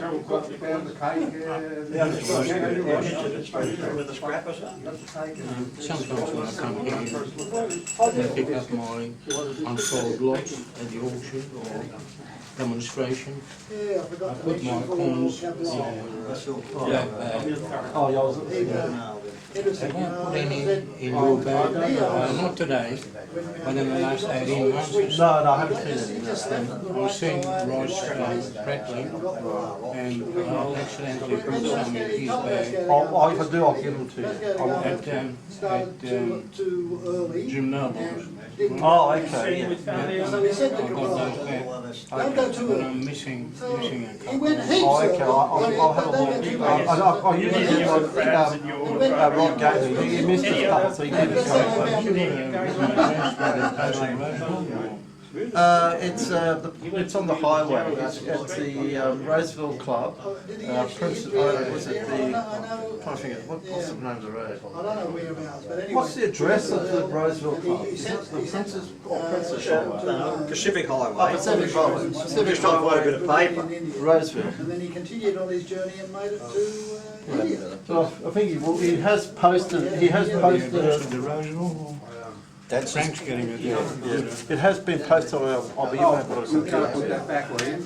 Good man. I've just been looking for it, you've been wandering around. Information about the allegation. Yes, Pacific Highway, Roseville. And it's close to the railway station. Oh, it's about 100 metres, I reckon. So it's 100 metres, I reckon. 100 metres. Yes, a lot closer than what we are here. It'll be good in a way, yeah. Sunday, second Sunday. Second Sunday, except for Easter, will be the third Sunday because they And shut. what time? 1:30 1:30 in the afternoon. in the afternoon. Yes, they're having the banknote have theirs at I think it's 11:30 or something, and then we'll have lunch. If you want to have lunch, you can have lunch at 12:30, and we'll be finished by 1:30, so we can have a meeting at 1:30. It should finish probably around about 4-ish probably. 3:34. Put on there, Frank. That's as clear as mud. 140 here, Roseville Club, Oh, 100 yards from station. Haven't got an address. Pacific. Yeah, it's on the Pacific Highway. Highway. Can't miss it. Rodney one. Yeah, yeah, just get the number, I think it's 156 or something. Well, he did say the number. It's more as opposite the station and down. What number Pacific Highway?